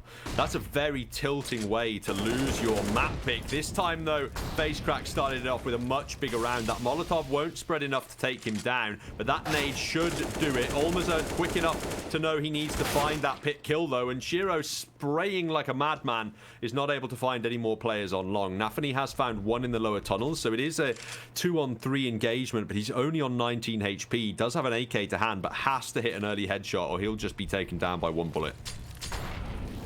And the molly is going to flush him out of short. So honestly, I would just say go for the save, especially with his HP. Nade gets thrown out, see if they can get a kill on site. I'm not really so sure why you're expending your very, very expensive utility. That's $900 out the window right there, which did nothing. Just straight up nothing. I guess he wanted to try and get a kill, but it was, you know, some of those things, you know, if you know that they're heavily tagged, sure, but that was just a blind spray through the smoke. He did not tag a single player with it, Axel, and yeah, that's just unfortunate. But luckily, we do know that this B site is the Ministry of Antiquities, I guess, project. Yeah. They're restoring it. Well, it's soon enough going to get blown to smithereens, so there's no need in restoring it anytime soon. First victory comes through for FORZE, and they can keep cash flowing on this T side, but not enough to pick themselves up an AWP. The opposite is true for the Gambit youngsters. They've got 2 of the bad boys out and ready to defend. And while I'm not averse to a double AWP strategy, I am slightly averse to bringing it out early on in the half. I do think it's more effective if you save it to the later rounds and try and use it as a bit of a surprise in your defensive setup rather than bringing it out early and getting your opponents used to playing against them. But if they can convert more early rounds for the Gambit youngsters, then that is all they need to do. Shiro is paranoid about long and is holding it at the moment with that AWP. Has a player in car swing out on contact, but Jerry's going to run straight in and find that headshot.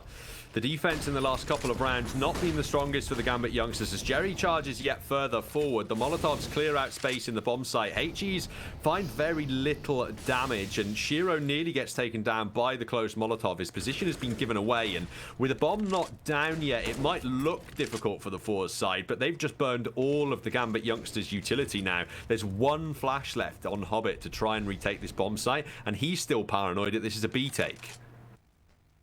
Yeah, they have not committed the bomb to site yet. Jerry has 1 more flash, and so does Hobbit. So that's all the utility right now. Ecstasy power, he's trying to peek out Shiro and shut him down. Drops down below. Bomb gets planted. Shiro 16 HP, stuck in the corner completely. Will most likely be unable to retreat. They are just 3-man stacking on towards that site, and they are going to attempt the retake. The flash comes out, but I mean, the main goal pretty much is try and get Shiro out of harm's way. Great shot from Nafani to get rid of XC power. The op gets tossed on top of the boxes because he expects to die. But that explosion is actually going to push the op away from that angle and could be retrievable for the T's here. Possibly, especially with the op down in CT taken down. And this is going to be Inter's shut down last but not least. And look at that, the money situation after the double op force up from Gambit youngsters.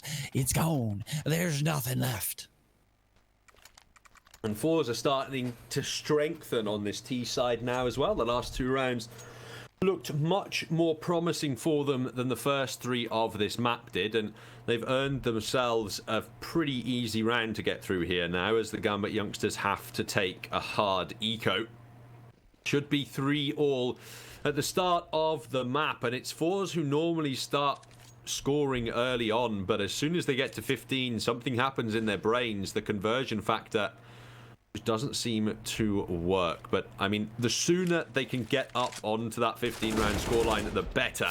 Gambit youngsters are going to be fighting to deny that as much as possible, and they probably are looking for a stronger CT side here for the Gambit youngsters. It's ever so slightly favoring their defensive side of this map, but again, I mean, the last time they lost a map here on Dust 2 was against Arvez on the 16th of July, and that was in overtime. They're on a huge streak of Dust 2 maps outside of that one, and losing control of this to FORZE could be a bit worrying for them, considering they just broke a 13 or 12 round win streak on Inferno with the victory against FORZE. So it's just streaks being broken all over the place at the moment, especially considering FORZE broke Gambit youngsters' overall map win streak on Overpass earlier in the day. Yes. But yeah, as you said, a lot of streaks are being broken right now, but this might be another one being broken as well. Smoke mid possible for Jerry. There's only 1 B defender on the Gambit youngster side. Nafani wants to get through the smoke, does do it, and will get himself 1 catch. Face crack turns around in time though, and Hobbit on site will get taken out. B bomb side gifted away. Honestly, just go for the save. there's no point in going for the retake there without any utility on the CT side. And another round for FORZE, looking pretty solid, looking pretty awake. XCC Power is still a bit sleepy at the moment. I mean, he's still on 0 frags. Don't really blame him though. We are looking to get closer to that 12 o'clock midnight moment in CEST, which both the teams pretty much play in. They might actually still be 1 hour even worse than that. I'm not really 100% sure on the time zones specifically, but that is also one thing that you have to be careful of later, of course, because Pact, for instance, have had a massive break, and this might become a long haul in the end. Well, that's the issue for both of these sides, is that it's already been a long day and there's a best of 3 series still to play for the loser. In terms of your point on time, we can talk about it after we talk about our partners over at Hellcase, the biggest and most well-known case opening platform that features almost 100 cases, the updated case battle, upgraded, dozens of giveaways per month, and loads more unique features. Now, everyone in this server other than Hobbit lives in Russia, so if they're on a fairly Western origin there, they should only be 1 hour ahead, I believe. But if Hobbit is playing from Kazakhstan, then he might be even later in terms of his time zone. Well, that's Rip Hobbit. That's going to be just wow. Yeah. Well, eventually you will notice it in the play. Most likely people get a little bit drowsy, a little bit sleepy, and then the aim starts to waver. Unless they get themselves, you know, some kind of energy drink going. But that's not great for your heart if you keep doing that every possible night to keep you going into the late hours. Coffee neither. You got to get yourself hydrated with just water every once in a while, especially with this awful weather that we're having these days. But yeah, this round slow so far. It does seem that they want to go towards short. There's going to be the jump peak. Shiro still has the op, and that's why they went for it, because they're afraid that the op might be playing the one and done angle. But they are edging towards that A site, which could be taken reasonably easily. Actually, mid to B split might be the case here. They are getting the aggression going towards mid, and B, as said, Inter's boosted up. Gets a little bit early on his shots there, but they are rotating quickly on this Gambit Youngster's side. Hobbit catches Spacecrack completely unaware, but it is going to be traded out evenly. 3 versus 3 at the moment. Bomb still needs to go down. Nafany just rushing through the smoke, and it's all on Inters all of a sudden. Gambit Youngsters will only get 2 kills for their troubles, but they will have a force up into the next one. A nice buy round coming through, and FORZE 5, Gambit Youngsters 3. They got 5 rounds in a row on FORZE right now. This is not looking too great for the Gambit Youngsters. On that retake, the Gambit Youngsters try and push through smoke to catch the FORZE players out of position, but the issue with that is you are running through smoke, you have no idea what's going on, and you are visible far before you have vision in the B bomb site. That lets FORZE just clean things up with the site hold there and put themselves up on 2-5. Double snipers back out for the Gambit Youngsters now on the CT side, and FORZE keeping things slow at the start of the round as they know to expect this double AWP setup now from the Gambit Youngsters defense. And interestingly enough, it's Shiro holding the AWP, watching mid rather than the tunnels on B. Normally you see it holding down that longer channel of attack. Now he's going to rotate in and watch it, but the rest of FORZE, they're creeping up short at the moment, where Nafany is waiting to find frags with the secondary AWP for the CTs. And they swapped sides, as you said, but it does seem to be an all-out A short push coming through. Nade will do a decent amount of damage. The molly to try and deter them when they're going to push forward. And the small cover smoke coming up. Facecrack actually jumped towards GT. Lord will creep in, does spot out Inters, but does not expect Nafany with the op towards truck. Should have played the smoke a little bit more carefully there, but it is still going to be the bomb plant coming in for FORZE, and that will be the retake situation. Flit in mid, holding the angle. Hero does expect him to be there. Flit's pretty much their flanker most of the time. XC Power gets the catch on the Nephi, and XC Power gets a quick triple kill with the op, and he actually starts jamming in, swaps his op for his opponent's op because he likes the skin more, or, you know, as a true warrior, taking away the enemy's weapons and running around with the blood on it to just show dominance. Well, now we get to test your French again as we zoom in on another side. I'm assuming that's some kind of hotel house. My foreign languages are absolutely awful. Not as bad as my the word Counter-Strike hotel, skills, which I think is also a French word. Yeah. So, I mean, that at bare minimum. The Gambit youngsters, they deployed their double nades into A long. They haven't found any damage with them, unfortunately. And Almazer is now looking to punish Hobbit as he flees back into the A-bomb site. Just catches the legs at the back there and removes him from proceedings. Gambit youngsters looking like they want to push their pistols into the B tunnels. That would give the B bomb site away totally for free to Flit if he wins that engagement. And it should be the bomb going towards that B side of the map, but it's actually dropped outside A long, so they're just going to hunt down for kills at the end of this round, I feel. Face crack gets them both from short, and it's 7-3 up for FORZE. They've just started scoring on the T side and not really slowed down just yet.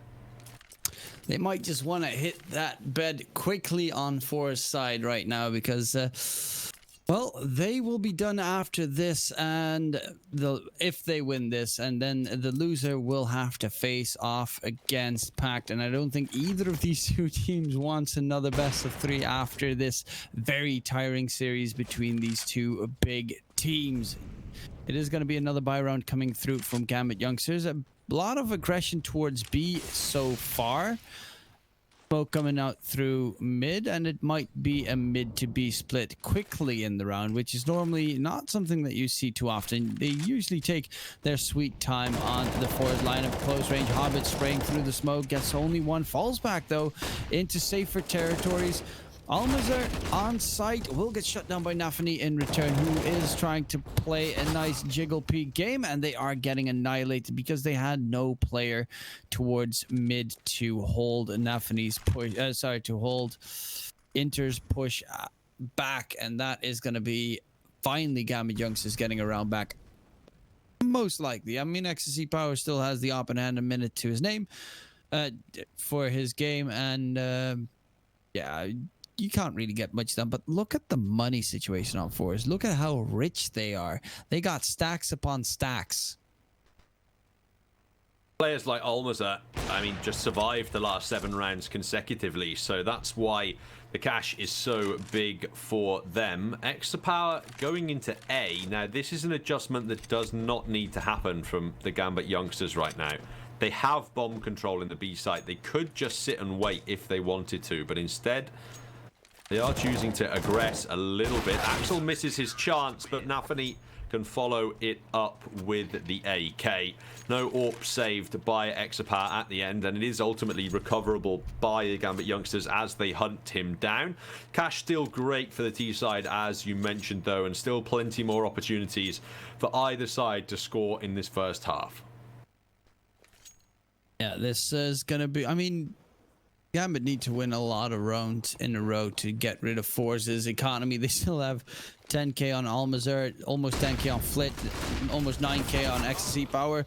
Peek out long A will be the opening kill for the T's, and Axel really lucky there that just a random spray around bullet connects to the head to get themselves a nice trade going. But Giro shuts down XC Power, who tries to crawl himself up on A short, and they will be able to defend it. But that means they could actually have the read here that there's only one player towards B, and it seems that that's very likely right now. Did they just triple molly CT? It looks like it, and while the Molotovs didn't directly contribute to a kill, Almazer has found one onto Axel at bare minimum. Shiro's waiting for the short push though, and he doesn't miss shots like that. Inters jumps up for a nice AK headshot himself, and Shiro makes it a triple at the end of the round with the frag onto Almazer. It's 5 rounds for the Gambit youngsters, and they are beginning this unenviable task of slowly but surely draining the bank of FORZE. It is definitely getting closer, but still not there yet. They still have enough money in their bank for a buy in the next round, especially if they manage to get a bomb plant in. It would be a very solid one indeed. But Gambit youngsters, they're starting to get a little bit of bank themselves. Almas are so close to getting the kill, but luckily Inters saves his teammate's life. Axel staying alive thanks to his buddy. And Nafani catches Flit all of a sudden. It seems that FORZE have crumbled in a matter of seconds. I mean, these last 3 rounds, it feels like they flew by with how quickly FORZE just got decimated. It feels as though that's almost a feature of the FORZE squad at this point. They can build serious momentum and look like a dangerous threat when they're firing on all cylinders, but if you can just put a stop to that streak, they start floundering after they lose a couple of rounds, and they look a lot weaker.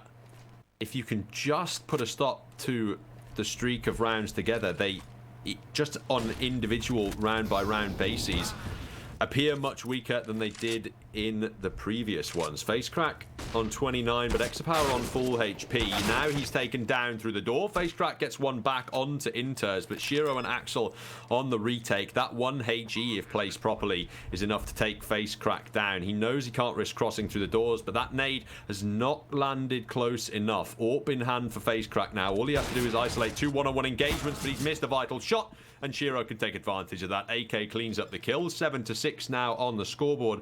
FORZE still with cash to buy, as Flit and Almaza can drop rifles down. They won't actually need to, I don't think, but I mean, the Gambit youngsters performing very well at the end of this CT half, considering that FORZE are probably not going to have to eco until the next half.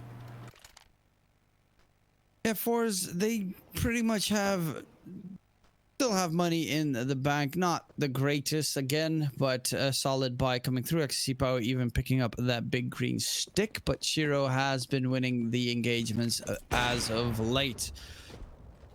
And honestly, they need to make something work, because FORZE, those 3 rounds in a row that they lost pretty painfully as well, eventually got them a little bit closer, but mainly just got annihilated by this Gambit youngsters defense, which pretty much the main game plan was get aggressive at the start towards A long, and that was all they needed to shut down this FORZE squad. But close range, Nafani gets only 1 kill. Hobbit chimes in for the trade frag though, but gives away the B bomb site. Axel will get rid of Almazar, and that is all on Ecstasy Power. And again, just nothing. Absolutely nothing from FORZE. These last few rounds, they've been hitting like a wet paper towel. No force behind it whatsoever, and breaking apart under the slightest pressure from the Gambit youngsters squad. From 7-3 to 7-7, FORZE have an uncanny ability of building streaks and then just losing control of them. It's so strange to see from a side. But obviously, Counter-Strike is a game about momentum, and because of the way the economy works, once you start losing, you tend to continue down that path because of your economy. But that's not even a factor in the half. They've had perfect money pretty much in all of these rounds. They've just not been winning the opening gunfights in a very long time. Hobbit down to 19 off the back of the early tag, but Axel's taken down Flit. Almazar can trade out for 2. That's important, but Inters is still here, and he's still fragging. They're going to double Molotov into the pit, but through the smoke, he finds nearly 2. Facecrack's on 12 and lucky to be alive, but there's a flank coming from Hobbit. It looks as though Exapower might anticipate it, but not quite at this speed. Yeah, it's the flank coming up, but oh, that's a nice one from Facecrack right now. It's all on Hobbit. There's a gap in the smoke, but does not get to use it. Is crawling closer, should be shut down though. Has the catch on Facecrack. Unfortunately, it's the wrong way around. Needed to get that nade on to Facecrack, and the op shot onto XC Power. Swaps towards the P250 and is looking for that AK. Does XC Power win that duel? But And it's exactly what XSC Power expected him, Hobbit, to do. He jumps up on top and gets shut down. That was weird. It kind of looked like he had absolutely no idea where XSC Power was with the way he was peeking, but that might have just been me right there. It is going to be FORZE, however, winning the half. And again, look at the ridiculously even scoreline between the two. They're virtually inseparable, these squads, at the moment, and it's been a core theme of this series in terms of fragging that it's generally 2 players leading the way for the Gambit youngsters and slightly more balanced with 3 for FORZE doing the heavy lifting. It's actually the other way around this time. Gambit youngsters have Inters, Shiro and Nafany up above double digits, whereas it's just FaceCrack and Almaza for the FORZE side of things. As the halves switch, FORZE enter their worst half of the map, and so do the Gambit youngsters, but the statistics do favour the T's in terms of how this map works. 2 smokes and 2 flashes in the pistol, but FaceCrack has the range on his side.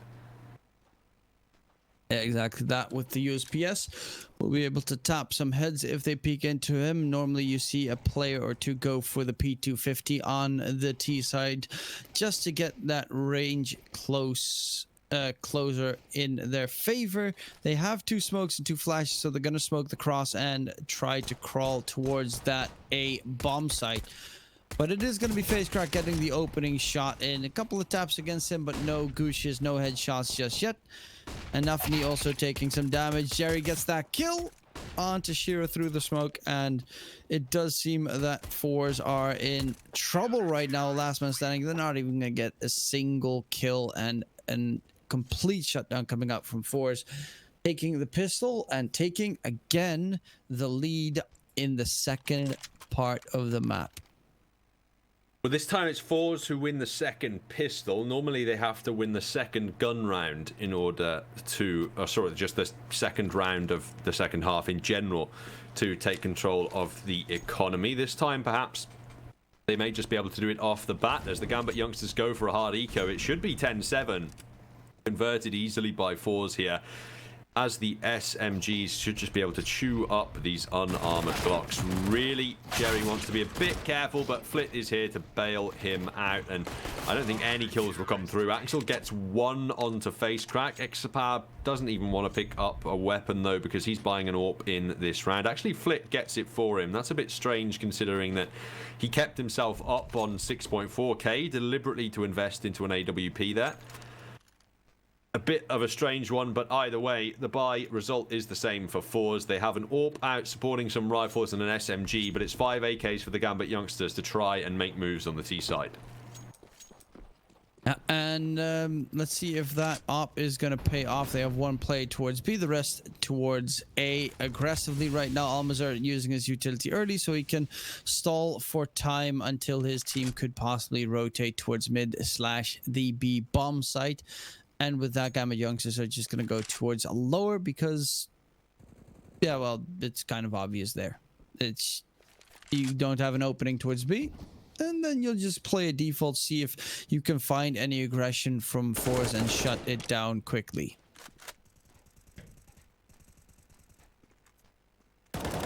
Just moving around the map right now, the Gambit youngsters trying to force out that CT utility. They've done a fairly good job at burning the smokes. There aren't any left for the CTs to work with, so the defensive jobs have to be done with flashes and a single Molotov in the hands of Flit. He's using that over on this B bomb site, and he's put it down a little bit early in the B tunnels. Inters didn't need to smoke that one out if he didn't want to, but perhaps he's trying to sell a fake onto the B bomb site. It's triggered a rotation from FaceCrack into mid that they are ready for. Hobbit takes him down, and now Flit looks to push mid as well, but his shots are not connecting until they do. Axel repeaks and is taken down because of it. A missed shot from Exapower forces him to retreat down A long, though. It's a 3-on-4 retake needed for FORZE to take back control of this round. They'll start it with an A short play that overwhelms Inters and Hobbit. Hobbit with his back turned, expecting a second flash, but Nafany on just 6 HP could get a second headshot here, and that should be the round over. Exapower walking forward is going to be looking for the 1-on-2 clutch, but decides his weapon is too valuable, backs away, and lets the Gambit youngsters up onto 8. That is going to be Gambit youngsters taking the first full gun round. Nafany with 6 HP gets the double headshot towards short to turn that one in his team's favor. Nice job from him. But it is XFC Power getting Nafany in at the end, so only one weapon save for Gambit youngsters. And as you can see, their economy is not looking that great either. This play from Nafany, I mean, it does it all, turns away from the flash and just connects all the shots that his team need. That's an important round to win as well, to deny some CT momentum. And the odds from our partners over at LootBet, they still think that it is FORZE in favor of this one.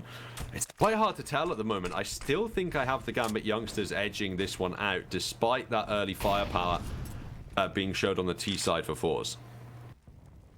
Well, I'm expecting FORZE to hit the 15 first and then choke. Kind of to keep it all even in this game. We do have face crack on the A bomb site. They're aggressive in B tunnels though at the moment, with Jerry holding that angle, so they know that there's a very high chance that it is going to be an A execute, so they're just going towards that A site at the moment. But look at this, Hobbit is crawling further. They might get caught off guard by Jerry's angle.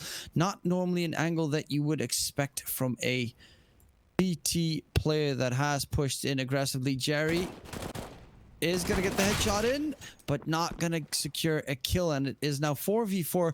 Bomb site B has been gifted away at the moment, and there's the rush forward. Almazur, okay, no random spray coming through, but Flit's already on the flank right behind Hobbit, and they're stuck with the bomb on site, and the Inters is the rotation from Axel. He's still towards B, towards A, rushing from CT. I mean, you could double peek him, but you could also have one guy at least starting the defuse. Yeah. So that is, you know, one of those things that you just go for the round win. There's no reason to just keep on trying to get frags every single time. Just make sure that you at least take the win away from your opponents. However, they still managed to take the win 11-8, and the advantage is back in favor of FORZE, with the money of Gambit youngsters just gone. Got to be a pistol round for the T side in number 20. That should be FORZE going up onto a 12-8 scoreline, and I just get serious deja vu because this has happened in every single map so far, but I'm waiting for the Gambit youngsters that come back still. It won't be happening in this round, as only Inters has body armor to work with. But in the upcoming one, perhaps they'll be able to utilize those rifles to slightly more success. Jerry is going to be able to get a bit of a flank on here and maybe find himself some bonus cash with that MP9, but actually whiffs a spray down into Hobbit as he decides he can get away with just trying to run around the corner and hold left click at the same time. Unfortunately, that makes your weapons very inaccurate in this game, and he's not able to convert the kill off the back of it. Yep, it's 4v4, of course. I mean, before I make a mistake, should be FORZE's, the 12-8, but it would not surprise me if face crack gets shot down there and this turns all wrong very quickly for the FORZE squad. Of course, you're getting a little bit anxious right now. He's going to go for that big peek up top mid, gets tagged, but no damage taken. Yeah. This game is sometimes really weird. How did that happen? He just got tagged and didn't take any damage. That is really weird. I've literally never seen that before. Inters, he'll get one kill with A Deagle headshot. Hobbit's followed one up onto Flit. Uh-oh, SpaghettiOs. Almaz has left in a 1-on-2 scenario, and Inters has body armor to back up that AWP, and he's landed the shot. FORZE. That was a full eco, and you've let it slip through your fingers. Yep. I mean, I jinxed it. This was all on me. I jinxed it. 100%. This would never have otherwise happened. I mean, it was not even like that great. It's just FORZE whiffed. And now FORZE is going to have to eco in this round, which will probably put GAMBIT on 10. I mean, this is actually looking like an OT game again. And that might make this a very late night. But yeah, we still have one best of 3 series after this. Will they be able to get anything done this round? I don't really think so. At least GAMBIT youngsters had deagles and armor behind it. But FORZE have, let's see, 1 deagle, 1 P250, and that is it. No flash, no nothing, no armor. Nada. So this should be a pretty straightforward win for GAMBIT youngsters. Saying that USPs, still a couple of headshots are all you need to shut someone up. And they are rotating towards the A site to try and defend it, though. So with a heavy sack towards A, they might overwhelm the GAMBIT youngsters players if they do not molly out the site, if they do not clear it out nicely. There is 1 deagle available in the hands of Almaza, but it's no body armor. That's the real problem. They're going to try and boost over the smoke and look for some shots, but Nafany's just gotten straight in front of them at this point. They're holding on for the shots onto site, but Almaz are taken down now. They know Flit is stood there as they have to boost on top of him, and that is the cleanup coming through. GAMBIT youngsters up onto double digits, 1 round away from tying up the scoreline, and it's FORZE who have to drain their bank with a buy. Very little reserve cash on any player from FORZE here. They need to win this to avoid themselves dropping down onto an eco, whereas the GAMBIT youngsters can bring weapons out in the next round regardless. Yeah, it's they're gonna really need to win this one, of course, just for, you know, recovery value, emotional value, because it's just absolutely, you know, at this point it might just be a meme from us, but they are dropping leads like it's nothing. XSC Power does get himself the opening kill. Face Crack chimes in for another one as well. XL, however, does get rid of XSC Power, and that is the A bomb site gifted away. They will be able to get the bomb plant in, but with the amount of utility still left on this FORZE squad, they honestly could retake it unless they lose their players too early. Face Crack's already dead. Jerry throwing out flashes from long A, and they will try and retake the site. 1 play towards short, 2 towards site. Axel gets the op shot in. Shiro and Axel together get the job done, and it is going to be GAMBIT youngsters tying up the score against FORZE, who are again forced up on an eco.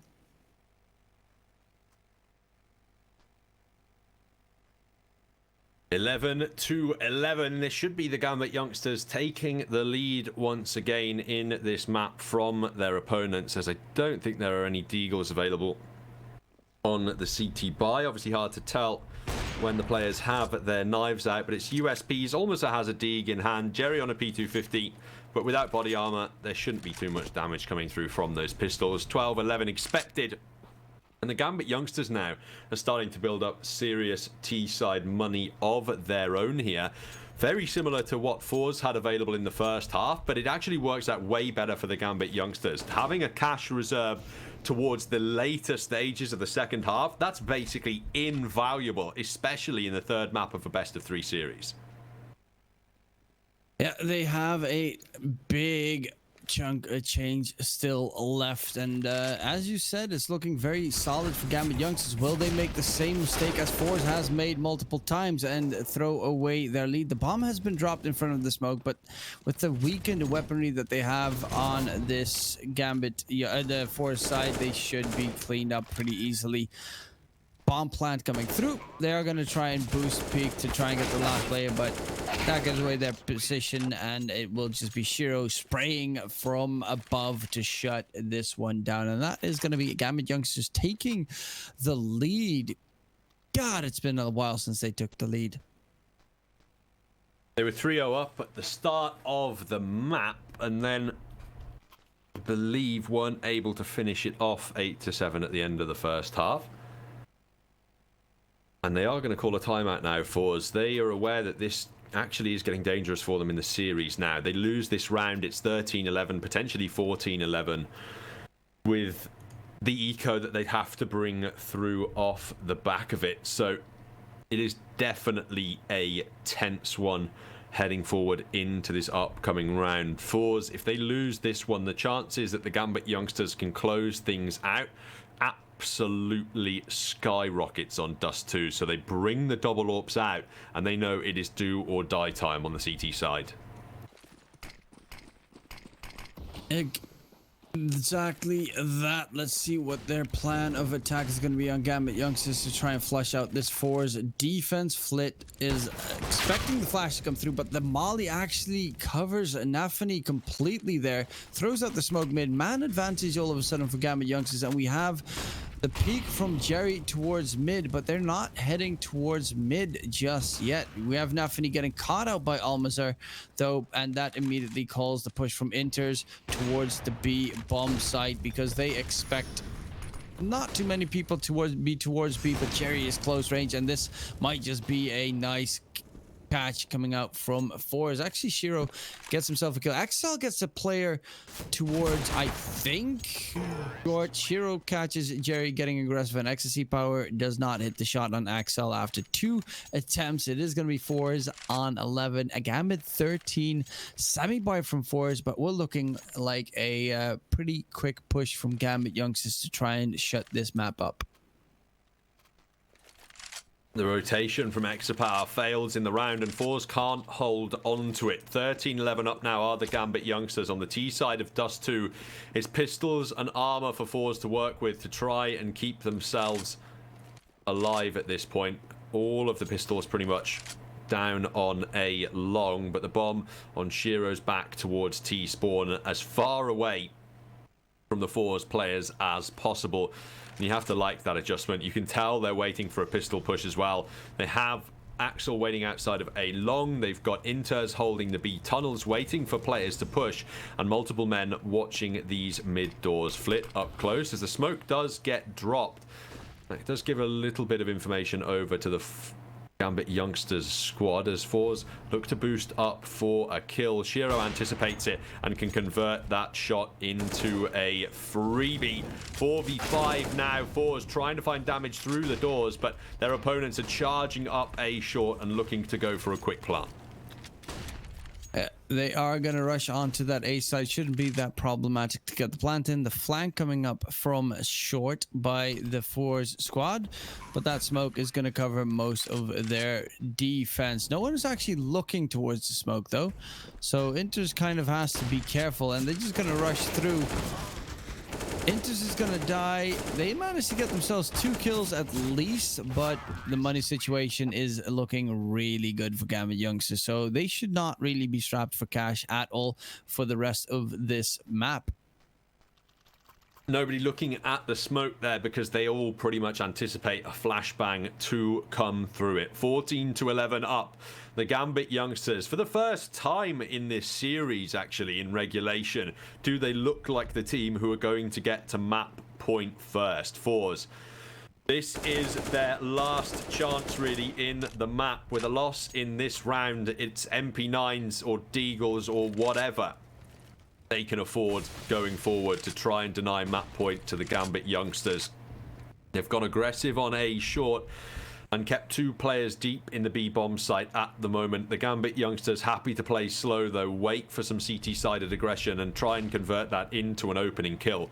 Interestingly enough, we mentioned the round win percents after getting the first kill on Inferno were really high for FORZE, but for Gambit Youngsters on Dust 2, it is 80.4% chance that they win a round after securing the opening kill. So playing slow and looking for those entries is definitely the strategy they want to go with. And so far, it has paid off on their T side. Looked a lot more awake than FORZE, who have just been most of the time pretty much overwhelmed. Ecstasy Power catches Axel, who just had his back turned, trying to look towards pit. No smoke to try and cover that peak coming through. And it is going to be Ecstasy Power holding the push, but the smokes will be coming through to make the cross happen on this GAMBIT Youngster side, and heading towards the site is going to be Face Crack actually playing close angles, with Ecstasy Power now playing towards, I don't even know the box's name there, but it doesn't matter because Hobbit gets the kill, finishes him off, and now Face Crack on site needs to go pretty big here, get the bomb planter taken down. Will get the bomb planter down, but will get traded out in self, and Inters gets taken out next, with Nuffany getting a big double spray down in towards CT, but look at the time, it's all over. The round win goes in favor of FORZE. However, with only keeping Jerry alive, not picking up the op, just staring it and knifing into the air, is gonna be so problematic for FORZE right there. I have a feeling he was pressing his E key about as hard as possible there, trying to pick the AWP up. And I mean, it's a bug that's existed in CSGO forever. It just flat out doesn't work a lot of the time when you try and pick weapons up, whatever key you have binded to it. And that is a bit of a problem for FORZE. You're right, because they lose 4 players, they have a much weaker buy. No AWP, and 2 of those M4s have had to drop down 2 FAMASs. Not impossible to work with, but definitely weaker to defend against a GAMBIT Youngsters squad who are still hunting down map point. Especially considering the early kill in the last round, it did come from Exapower's AWP. Yeah, that did get traded out pretty easily afterwards, though. But the best chance that FORZE pretty much have would be if GAMBIT Youngsters would push towards the B bomb side. The rotation is reasonably doable right now, but with these weapons, you don't really want to try and defend that A bomb side with this guy. It's just, you know, unless you get the headshot, which Ecstasy Power surprisingly gets a lot of the time, it is not the greatest weapon the world has ever seen. Shiro is going to be playing with the op inside pit. That actually gives a very solid chance for Ecstasy Power to win that duel, because all he needs is that, I mean, he pretty much only sees the head, so that's the only thing that he can hit anyway, and that is definitely a shot that he can land. It is going to be Ecstasy Power getting Shiro actually right there. It is going to get traded out though, but they do not expect Almazur in the sneaky beaky corner on the B side. Bomb is on B. It's going to get planted, but Axel is on a massive rotation to try and help out his teammates. Might be just ages too late. Flit gets the kill onto Nafani. Inter's on site, needs help, gets himself a double, but triple even. Inter's with 1 HP clutches it out, and Axel, he's just, you know, he's just chilling. He's going for a bathroom break or something in the meantime, trying to get to the site. It is all on Inter to clutch it out for his team, and a big one to boot. Gets himself the triple right here. Unfortunately, we do not see the last kill coming through, but it is nonetheless GAMBIT Youngsters on series point. 3 chances to close it out in regulation time, and Face Crack has to drop down onto the MP9. It's a pause coming through for the GAMBIT Youngsters. They have a buy in the bank, but they lose 2 rounds in a row. Overtime is very likely at that point in time. Very limited utility for the CT side. So what the GAMBIT Youngsters need to do is play slowly. Wait for those smokes to be burned, or use your flashes to try and burn them. Get that CT utility off the board as early as possible, and just make it that much easier for you in the late round. I'd hate to see them just rush somewhere and walk into a meat grinder at this point, but it looks as though they've done a great job of burning that early utility. There's 1 smoke left in the hands of Flit, and both him and Exapower don't have body armor to work with. I was so expecting you to say what they need to do right now is win. Like, yeah, that's a great call. But yeah, it's going to be Ecstasy Power with the op. No body armor, getting the opening kill there on Shiro. And this, God, no, I'm getting flashbacks now. It's Gambit youngsters. No, please, God, no. Hero getting taken out. Almost are at close range, but towards short, it is going to be XC Power playing the one and done. Jerry upgrading his FAMAS to an AK. Getting a little bit scary right there. Axel pushing forward. Will he catch Face Crack? No, he turns his back to Face Crack and he gets the kill. Nafani with the op is going to get shut down and just absolutely nothing happening from the Gambit youngster squad. Even peeks into XC Power in the end. That's 3 kills for the opper to possibly take them to OT. But they play slowly and they do burn out the CT utility, but then they just walk into an AWP twice consecutively, lose the opening 2 picks, and then unfortunately just struggle to predict the off angles that FORZE are holding. It's a CT timeout coming through now, as their buy is greatly improved. Double AWPs, all the utility they could want. They need to get through this round basically, and the Gambit youngsters buy up next is so much weaker. Overtime definitely on the cards with a FORZE victory in the upcoming round, and the Gambit youngsters going to be desperate to do anything they can to avoid that scenario. But will they though? It is a solid and like a super buy from FORZE, pretty much. Double op setup, really scary stuff coming through. Flip picking up the second one as well. Shiro does, I mean, this is a do or die moment right now for Gambit youngsters, of course, because if they lose this one, then they're going to be on a super shoddy buy into the next. It is going to be mid. XC Power gets flashed off the angle, forced back. And the Molly coming in quickly to try and keep anyone from playing close range. XC Power with the op is trying to get himself a catch in mid, getting a deep mid peek coming out. Shiro's on the other side. They're trying to scope each other out though. Jerry gets tagged on short. That smoke should give him some extra time, especially if Hobbit just rushes through. Will get his head chopped off. And XC Power gets the catch right there onto Hero. How is it possible that again Gambit youngsters are losing the players the moment they finally can turn this series around in their win? Clearly, one of the things that separates Tier 1 from Tier 2, I feel, the ability to close out these maps in high pressure scenarios. Both FORZE and the Gambit youngsters have been struggling, but that headshot from Nafani has created space in the A-bomb site. It's forced Flip back a little bit, and if they can take a rifler down, they'd be up against 2 AWPs on the retake, which is definitely valuable, but Nafani has looked away at literally the exact wrong moment. Almaz's on the other side of this box now, and he has absolutely no idea of it. Nafani has been done dirty by timing here, but has now been gifted an opportunity. A second player is about to walk into his crosshairs as well. He is a miracle worker. Given 2 free bodies, Nafani uses the AWP to convert the kill as well, and Face Crack now desperate to get away into the A-bomb site, trying to hold on, but Axel has done it.